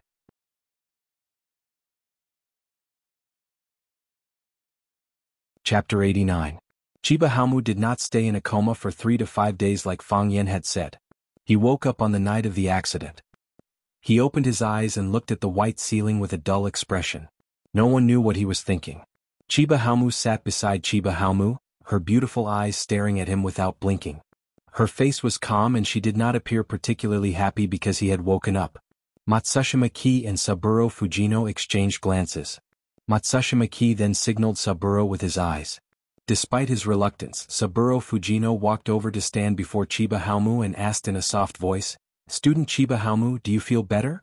Chiba Haumu did not answer, as if he did not hear his teacher. Saburo Fujino turned to look at Matsushima Kei and continued, "If you feel any discomfort in your body, you must tell us immediately. We will find a doctor to check on you." Chiba Haumu still did not answer. Saburo Fujino quickly walked to Matsushima Maki and whispered, "Principal, Chiba Haumu's condition is not optimistic. Is there something wrong with his mind?" "Give him some time," Matsushima Maki said. She glanced at Chiba Haumu and said, "Teacher Fujino, let's go out first." "Okay," Saburo Fujino replied. Matsushima Maki patted Chiba Haumu's shoulder and said, "I will leave Chiba Haumu to you." Chiba Haumu stood up and bowed deeply to Matsushima Maki. Matsushima Maki sighed and said, "Don't worry. We will take care of this." It was late at night and the corridor was empty. It was abnormally quiet. Saburo Fujino closed the door and said angrily, "Principal, Rosefinch is too much of a bully. How can a teacher participate in a competition between students? It is one thing for a teacher to participate, but he also beat up a student. We must seek justice for Chiba Haumu. Otherwise, Warren Senior High School's reputation will be tarnished. How can we face our peers at Warren Senior High School?" "Okay."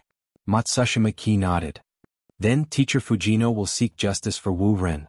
Principal Matsushima Maki. Saburo Fujino looked embarrassed. He was just an ordinary teacher in the delegation. He was not on the same level as Rosefinch Secondary. Only Matsushima Maki, the leader of the delegation, was qualified to negotiate with Rosefinch on behalf of Wu Ren. If he stepped forward, he would not have a legitimate reason to do so, and Rosefinch would not take him seriously. Matsushima Maki was in a bad mood. He also knew that it wasn't the time to be angry with his subordinates, so he explained, "I'm afraid this matter is a little troublesome." "What's so troublesome about it?" Saburo Fujino was unconvinced. However, the tone of his voice was clearly much lower. "Fang Yen is Vermilion Bird's teacher. He severely injured Wu Ren's student in front of so many people. That's right, we'll let Chinya Hao lie on the bed. We will not leave until they give us an apology, a satisfactory answer, and compensation sufficient to make up for our physical and emotional wounds. If it really doesn't work, we can make things worse. I want to see if they can withstand the pressure from society and the international community. It would be good if things were that simple." Matsushima Maki shook his head. "Chiba Haumu violated the rules first, stabbing us in the back. They have something to use against us. That teacher surnamed Fang is too cunning. I fear that they are the ones who will not let this matter rest." "Principal, you mean to say, not only will they not admit their mistake, they will also cause trouble for us? Based on your understanding of them, what do you think?" Matsushima Maki asked. Saburo Fujino thought back to how he had interacted with Fang Yen and nodded with certainty. "They will definitely do that. However, none of their team members were injured. What reason would they use to cause trouble for us? Some of our team members were injured. That is a fact that everyone knows." "How do you know that none of their team members were injured?" "Chiba Haumu did not stab him at all. He was standing there perfectly fine, but he also fainted on the spot. That was a trick?" Saburo Fujino was unable to continue. "If they can trick, why can't Rosefinch do the same? Besides, what evidence do you have to prove that Rosefinch is cheating?" "Let's reconcile," Matsushima Maki said. "Find a way to reconcile." What a humiliation. Saburo Fujino felt his chest aching again. Ever since they had inadvertently walked into Fang Yan's class 9, his chest had been aching ever since. "I think the most humiliating thing is yet to come," Matsushima Maki said in a heavy tone. "If we only lost our dignity, it would be a fortunate thing for us now." Chiba Haumu knew that Principal Matsushima Maki and Saburo Fujino were still standing in the corridor outside. Chiba Haumu's impulsive action had pushed the Warren inspection team into a very unfavorable situation. They were probably having a headache over how to deal with the aftermath. She did not deliberately listen to the conversation outside. She looked at Chiba Haumu's dry lips and said, "You need to drink some water." Chiba Haumu did not respond. Chiba Haumu did not need his answer. She walked over and poured a cup of water for him. Then she used a spoon to feed him. Chiba Haumu only swallowed. There was no expression on his face. "What do you want?" Chiba Haumu asked softly. "Is it just victory?" "If father knew what you did, he would definitely feel ashamed of your actions," Chiba Haumu said. Chiba Haumu finally reacted. A flash of sadness flashed across his eyes. Then it was replaced by anger. He pointed at the door of the ward and said, "Get out." Chiba Haumu did not go out. She scooped another spoonful of water and fed it to Chiba Haumu. Then she said, "Since you were young, the person you admired the most was father. Although you've never said it, I can see it in your eyes. You have talent and you work harder than anyone else. You want to catch up to him and even surpass him. No one will doubt this, even I firmly believe this. You will definitely be able to do it. You will become a better swordsman than father. I don't understand swords. I only understand tea. However, I believe that everything in this world is connected. If you don't wash your hands clean, then the tea you brew will definitely have a strange smell. It's the same with swordsmanship. If you don't wash your heart clean, then your swordsmanship will no longer be pure. Are you teaching me a lesson? Chiba Hawu sneered. Teaching your failed brother a lesson? Tell him how much of a failure he is? Some people can never reach the pinnacle of swordsmanship in their entire lives. Why? Because he is impatient for success. It's just like brewing tea. If the water isn't boiling, the tea will be green. If it's boiling for too long, the tea will be astringent. Little brother, I just want to tell you not to do inappropriate things at inappropriate times. You don't understand a swordsman's pursuit of the highest swordsmanship. You don't understand a swordsman's thirst for victory, Chiba Hawu said fiercely. You won't understand. I understand. How can I not understand? Chiba Hawu's voice was gentle and soft as if she would never be anxious. I also want to brew the best tea in the world. I also want to win. Who likes the feeling of failure? But I'm willing to wait. I believe that I can do it and one day I will. So, I don't mind giving myself more time. What I'm pursuing is different from what you're pursuing, Chiba Hawu said. What I want is to win every match. I won't allow myself to fail. But you still lost, Chiba Hawu said. You should know that there's still a gap between you and your opponent. Even that swordsman named Tang Qing can't compare to you in terms of composure and magnanimity, let alone that teacher who stopped you. Chiba Hawu closed his eyes in pain. Fang Yin, that demon-like existence. He was like a giant with infinite strength, while Chiba Hawu was only a short and ugly dwarf. He was completely powerless before him. Why? Chiba Hawu clenched the bedsheet tightly. Because he used too much force, the plain white bedsheet was twisted out of shape and he tore a few holes in it. Why can he do it? Why can he do it? He really couldn't understand. Fang Yin didn't look much older than him. Why was he able to have such skills? Could it be that Japanese swordsmen really couldn't compare to Huaxia swordsmen? Or could it be that because Huaxia was the origin of martial arts, any random swordsman from Huaxia was an unbeatable monster? Chiba Hawu came from a famous kendo family, and was also a top-notch expert in the surrounding circle. Everyone who saw him was not stingy with their compliments. Everyone who fought with him said that his swordsmanship was amazing. Other than his father, who did not praise him, everyone said that his future was limitless. He was proud, but he was also impatient. He knew that his father didn't praise him because he wasn't good enough.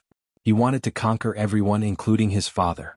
During this trip to Huaxia, he first met Tang Qing, a well-matched opponent, and then he met Fang Yin, a superhuman teacher. In the same class, there were already 2 people who could defeat him. Then how many experts did Huaxia have? When he thought of the answer to this question, he felt a chill run down his spine. Chiba Hawu gently stroked Chiba Hawu's tightly furrowed brows, trying to calm them down a little. She said, "If you have too many things on your mind, your hand that holds the sword will become heavier. Let go of your burdens and become a true swordsman.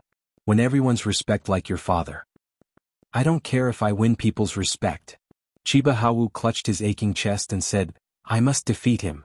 Only then can I wash away the humiliation I received today.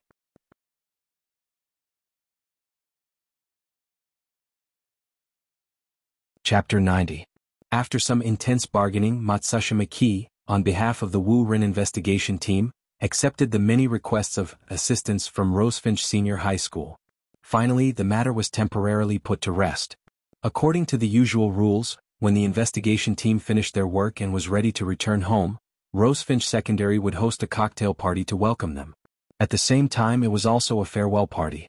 At this time, not only would Vice Principal Lu Chaoga, who was in charge of the reception, be present, but Rosefinch Secondary's principal, Zhang Xiaofeng, and other senior leaders and board members would also attend the cocktail party.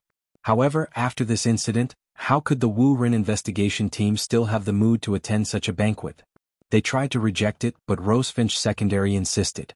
It was difficult to refuse such hospitality, so they could only put aside their worries and dress up to attend. Originally, Fang Yin was not qualified to attend this cocktail party. He was just an ordinary teacher at Rosefinch Secondary who had just been promoted from probation. He did not have any rank in the school. If a teacher like him could attend the cocktail party, they would probably have to prepare a hall that could accommodate hundreds of people. However, because he was one of the main receptionists for the Wu Rin investigation team, and the students from Class 9 led by him had the upper hand in the competition with the Wu Ren investigation team, winning 3 out of 3 matches. Even a leader like Li Ziqiang, who was extremely dissatisfied with Fang Yan, felt that he should invite Fang Yan over on such a day to reward him. In the past, most of the matches between Rosefinch and Wu Ren were evenly matched. Sometimes they would even lose more than they won. They had never been suppressed like this, so much so that they could not even show their faces. Therefore, Fang Yan became the most relaxed person at the cocktail party. Everyone else was busy exchanging pleasantries and drinking, or saying goodbye reluctantly. Only Fang Yan was not loved by anyone. Those who were of a high enough rank were not willing to get close to him. Those who were not of a high enough rank were the students from the Wu Ren investigation team. They could not wait to surround Fang Yan and beat him up. Who would be willing to come up and drink with him? A person's loneliness was not loneliness. If you still felt lonely standing in the middle of a crowd, it meant that you were not popular. Fang Yan decided not to be a cheapskate anymore. Cheapskates have no friends. He sat alone in the corner of the hall, holding a glass of wine and thinking. "Sorry to disturb you," Chiba Kaori said gently as she stood in front of Fang Yan. She didn't speak well in Huaxia, and Fang Yan didn't understand Japanese, so she could only speak in English. Fang Yan looked up at the beautiful Japanese girl and asked, "What's the matter?" "I'm here to apologize to you on behalf of Chiba Haomu," said Chiba Kaori. "I know that there's a custom in Huaxia to apologize with wine." She turned around and took a glass of red wine from the tray the waiter was holding and said, "I'll drink to apologize." She held the glass with both hands and drank the red wine in one gulp. Then she put down the empty glass, took another glass of red wine and drank it again. After 3 glasses, she wiped the wine off the corner of her mouth with a handkerchief. She looked at Fang Yan and said, "I hope you can accept Chiba Haomu's apology." "I don't accept it," said Fang Yan. Chiba Kaori looked at Fang Yan in surprise. She didn't understand what he meant. "First, we in Huaxia do have a custom of drinking to apologize, but it's mainly done among our colleagues and friends. Does Chiba Haomu think of us as friends?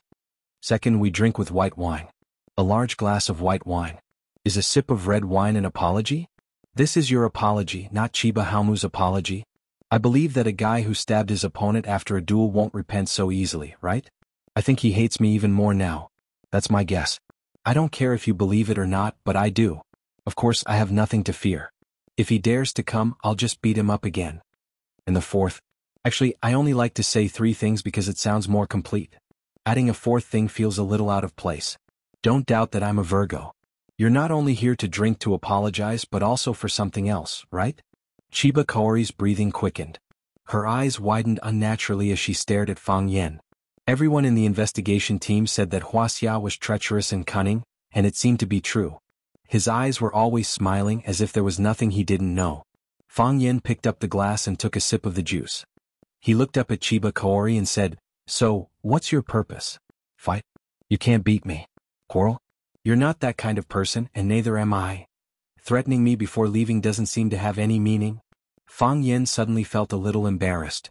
"Are you here to be friends with me?" That must be it. One must know that women's desire to compare themselves with others was very strong. She lost to Qin Etienne in the tea ceremony, so she must be very angry. They were both proud and arrogant girls, so why was she stronger than them? Coincidentally, she heard rumors that Qin Etienne liked her, so she wanted to be the first to conquer her. That way she would be able to surpass Qin Etienne. So what if you're good at making tea? So what if you have a strong aura? I still got the boy you like first. Fang Yan was very angry. What did they think he was? Hearing Fang Yan's words, Chiba Kaori became very embarrassed. She looked at Fang Yan and said, "I just want to tell you on behalf of Chiba Haomu, he will definitely defeat you. He will defeat you fair and square. I like idiots who can't beat others but like to look forward to the future. It's as if he can't beat me now but he can beat me in the future. Since he has this intention, I have no reason not to help him. Which ward is he staying in? I'll give him a chance to defeat me fair and square. He's a guest so I can't let him leave with regrets." "Sensei Fang Yan, I'm not talking about now." Chiba Kaori felt that she couldn't communicate with Fang Yan. What she meant was to give Chiba Haomu some confidence and more motivation. She would tell Chiba Haomu that she had already challenged Fang Yan on his behalf. Moreover, she would tell Chiba Haomu that she had predicted his victory in front of Fang Yan, who said that the competition was going to start now. "When is that?" Fang Yan asked. When Chiba Haomu steps on Huaxia's soil again. Chiba Kaori said. She knew that if Chiba Haomu didn't have the confidence to defeat Fang Yen, he probably wouldn't step on Huaxia's soil again. Fang Yen shook his head and said, "It seems that the initiative is in Chiba Haomu's hands. If he can't beat me and hides in some Japanese village, where will I go to find him?" "You are insulting a swordsman's desire to win," Chiba Kaori said. "I'm short-sighted. Why don't I go and let him beat me up now?" Not far away, Vice Headmaster Matsushima Maki, who was drinking and chatting with Lu Chaoga, saw Fang Yen and Chiba Kaori in the corner. He immediately frowned and whispered to Saburo Fujino, who was beside him, "Chiba Kaori and Fang Yen are together. Hurry up and go take a look. Don't let Chiba Kaori get bullied." Seeing that, Saburo Fujino was greatly shocked and he quickly moved toward the two of them. Fire, Theft and Fang Yen. This was the consensus of the Wu Rin inspection team. "This is an unforgettable trip for me." Matsushima Maki stood on the tea stage and gave a speech. This was the usual procedure of a cocktail party. She looked at the crowd below the stage with a solemn expression and said, "I have led groups to over 20 countries and participated in nearly 100 exchange and inspection activities. However, none of them have been as shocking and thought-provoking as this one. Yes, I have been reflecting on it for the past few days. I have been reflecting on our mentality, our attitude, and more importantly, what is Wu Rin lacking?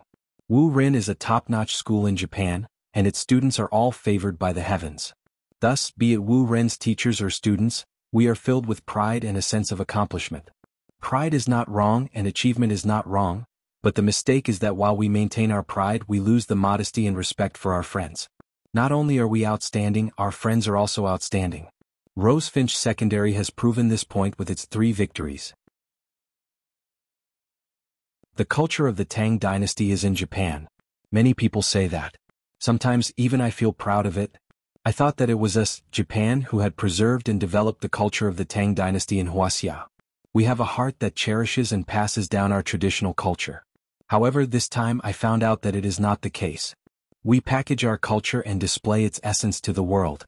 However, this culture has been integrated into the lives of the people of Huaxia. This is too common for them. However, when there is a challenge, when the country needs it, countless outstanding people will step forward, to fight for dignity, to fight for victory. We have witnessed all of this with our own eyes.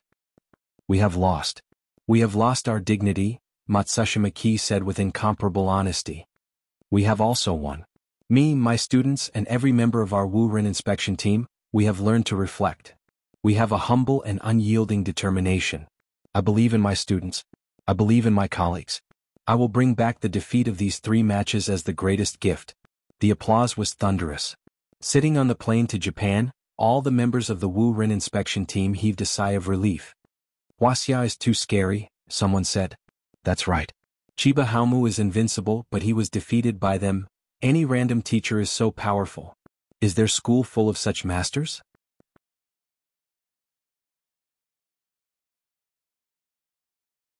Chapter 91. The happiest person was Tang Qing when the Wu Rin investigation team left. He jumped up from the bed excitedly and said, "They really left? Qinya Haowu left too?" They left. Qin Yitian sat on the chair and was peeling an apple in her hand. Her movements were very skillful, and the whole piece of apple skin became a piece.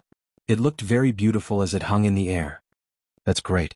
If Qinya Haowu is fine, I won't have to lie in bed for half a year, Tang Qing said happily. He had been worrying about this matter for the whole day yesterday. If Qinya Haowu really stayed in Huaxia and didn't leave, then his life would be ruined. He did not want to spend his youth lying in bed in a vegetative state. He did not expect that in just one day Qinya Haowu would return to the country, and Qin Yitian, whom he could not forget, would take the initiative to visit him. Was there anything more blissful than this? Half a year? Qin Yitian raised his eyebrows and quickly understood. Fang Yen asked you to do it? Fang Yen sensei was worried that they would go back on their word. So you guys decided to go back on your word first? I did not. Tang Qing quickly explained. He was worried that Qin Yitian would think that he was a dishonest boy who liked to play tricks. He said, Sensei Fang Yen asked me to do it. He saved me. I had to do it.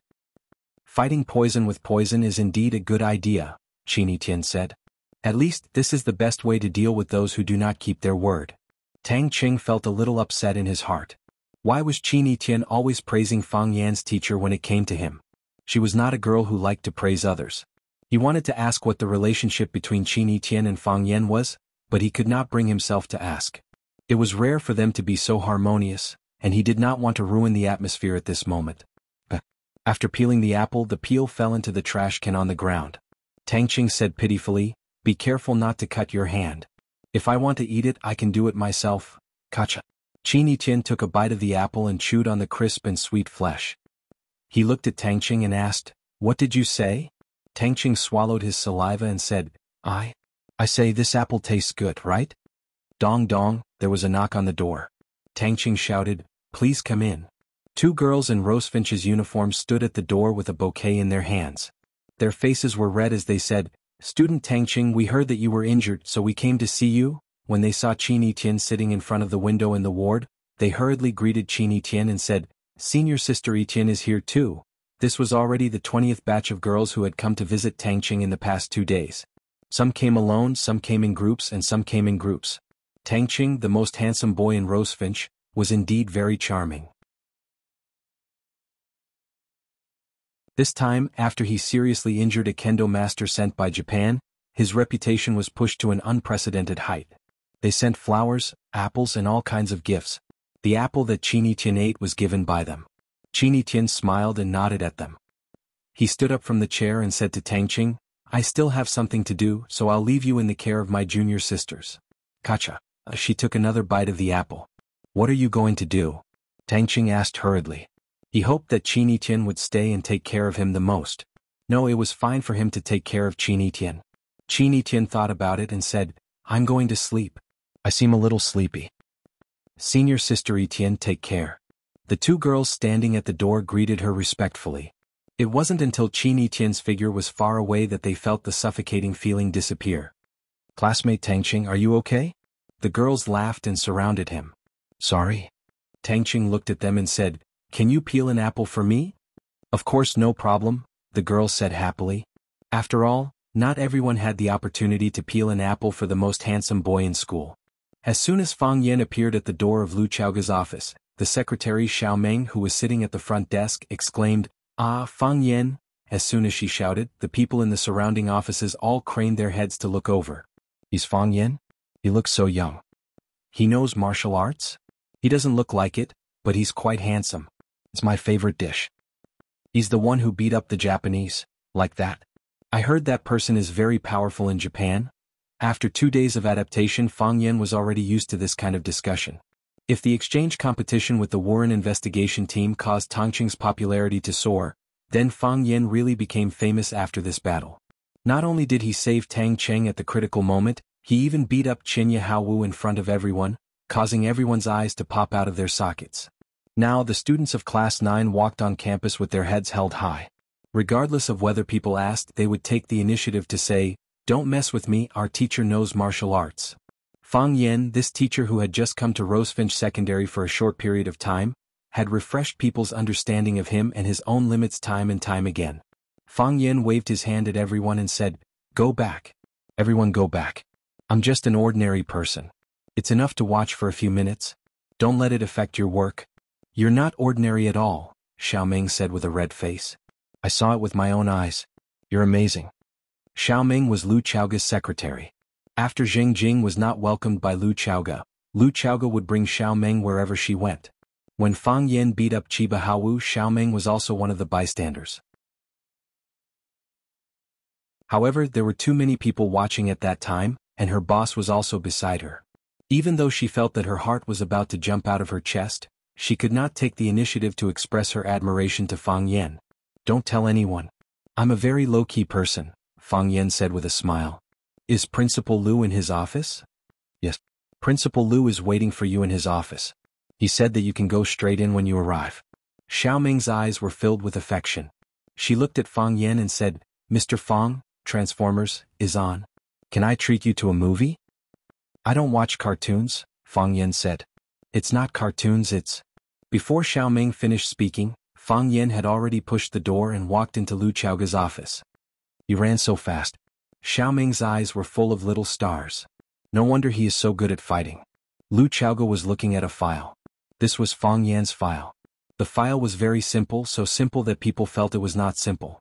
Lu Chaoge knew that either there was a problem with this file or there was a problem with Fang Yan. Or there was a problem with both of them. She also heard Xiao Meng shouting outside the office. She knew that Fang Yan was now the hottest celebrity in the entire Rosefinch secondary. Even Tang Qing, the most popular guy in Rosefinch, was not as famous as him. Who asked him to be saved by Fang Yan. Moreover, a teacher, in order to avenge his own student, actually beat up a student from the inspection team in front of so many people. Which student wouldn't like such a protective teacher? Now, Fang Yan had already become the guardian angel in the mouth of many students. As Rosefinch's students boasted to the outside world, the entire student community in Huaqing now knew that Rosefinch had a teacher who knew Kung Fu. Lu Chaoge smiled bitterly. She really didn't know whether this was a good thing or a bad thing. Seeing Fang Yan push the door open and come in, Lu Chaoge said, "Sit down." She took out her tea can from her drawer and pushed it over, saying, "If you want tea, make it yourself." Fang Yan didn't sit down. He looked at Lu Chaoge with a strange expression and said, "Principal Lu, don't be so nice to me. Once you're nice to me, I feel that this is the last conversation we'll have. You want to expel me again, right? If you don't want to drink, then forget it." Lu Chaoge reached out to take the tea can back. "Drink." Fang Yan quickly reached out and not only grabbed the tea can, but he also grabbed Lu Chaoge's hand. Lu Chaoge's ears were slightly red, and she looked at Fang Yan with a sharp gaze. What she meant was, "Hurry up and let go of my hand." Fang Yan didn't seem to feel the murderous intent in Lu Chaoge's eyes and said, "If you let go of the tea can, I'll let go." Lu Chaoge was so angry that she almost laughed. "You're holding my hand, how do you expect me to let go of the tea can?" "Let go," Lu Chaoge said in a low voice. "If you promise." Fang Yan originally wanted to insist, but seeing that Lu Chaoge's expression wasn't right, he quickly let go. "Whether you promise or not, I'll let go." Lu Chaoge put the tea can in front of Fang Yan, but she didn't take it back. She looked up and down at Fang Yan and after a serious look she asked, "Fang Yan, what else are you hiding from me?" "Too much." Fang Yan said very frankly. "My parents' hobbies, first love's name, 3 measurements and so on. I didn't tell you. I don't need to know these things." Lu Chaoge wanted to get angry again. "I know. That's why I didn't tell you." Lu Chaoge stared at Fang Yan with a sharp gaze and said, "You know how to arrange flowers, know calligraphy, have a deep literary foundation, have a great-grandfather and have profound kung fu. Fang Yan, who are you? Why did you come to Rosefinch?" "Others don't know why I came to Rosefinch, but don't you know?" Fang Yan asked aloud. Lu Chaoge's heartbeat sped up for no reason and she said expressionlessly, "How would I know why you came?" She was worried that Fang Yan would say something messy, and faintly, worried that he wouldn't say those words. "For the inheritance." Fang Yan said in a deep voice. "I want to teach them how to arrange flowers, I want to teach them calligraphy, I want them to appreciate the glory of Chinese culture, I want them to not be bullied." Spider-Man said that the greater a person's ability, the more responsibility he has. "I want to follow his example and contribute what I have learned to the country, to society, and to my students. Yes, I'm such a person. A person who is simple but not simple, ordinary but not ordinary." "Tell me the truth." Lu Chaoge shouted angrily. "I'm afraid. You don't know, that woman hits people too hard. I'm scared of her." Fang Yan said with a sad face, feeling wronged. "You're tuning in to the Han Li's Wuxia Adventures YouTube channel. We're so grateful for your support and don't forget to subscribe to join us on this incredible journey through captivating stories. Your generosity through donations truly makes a world of difference, as it's the primary source of revenue that allows me to expand and enhance this channel for you. Thank you from the bottom of my heart for being a part of this adventure.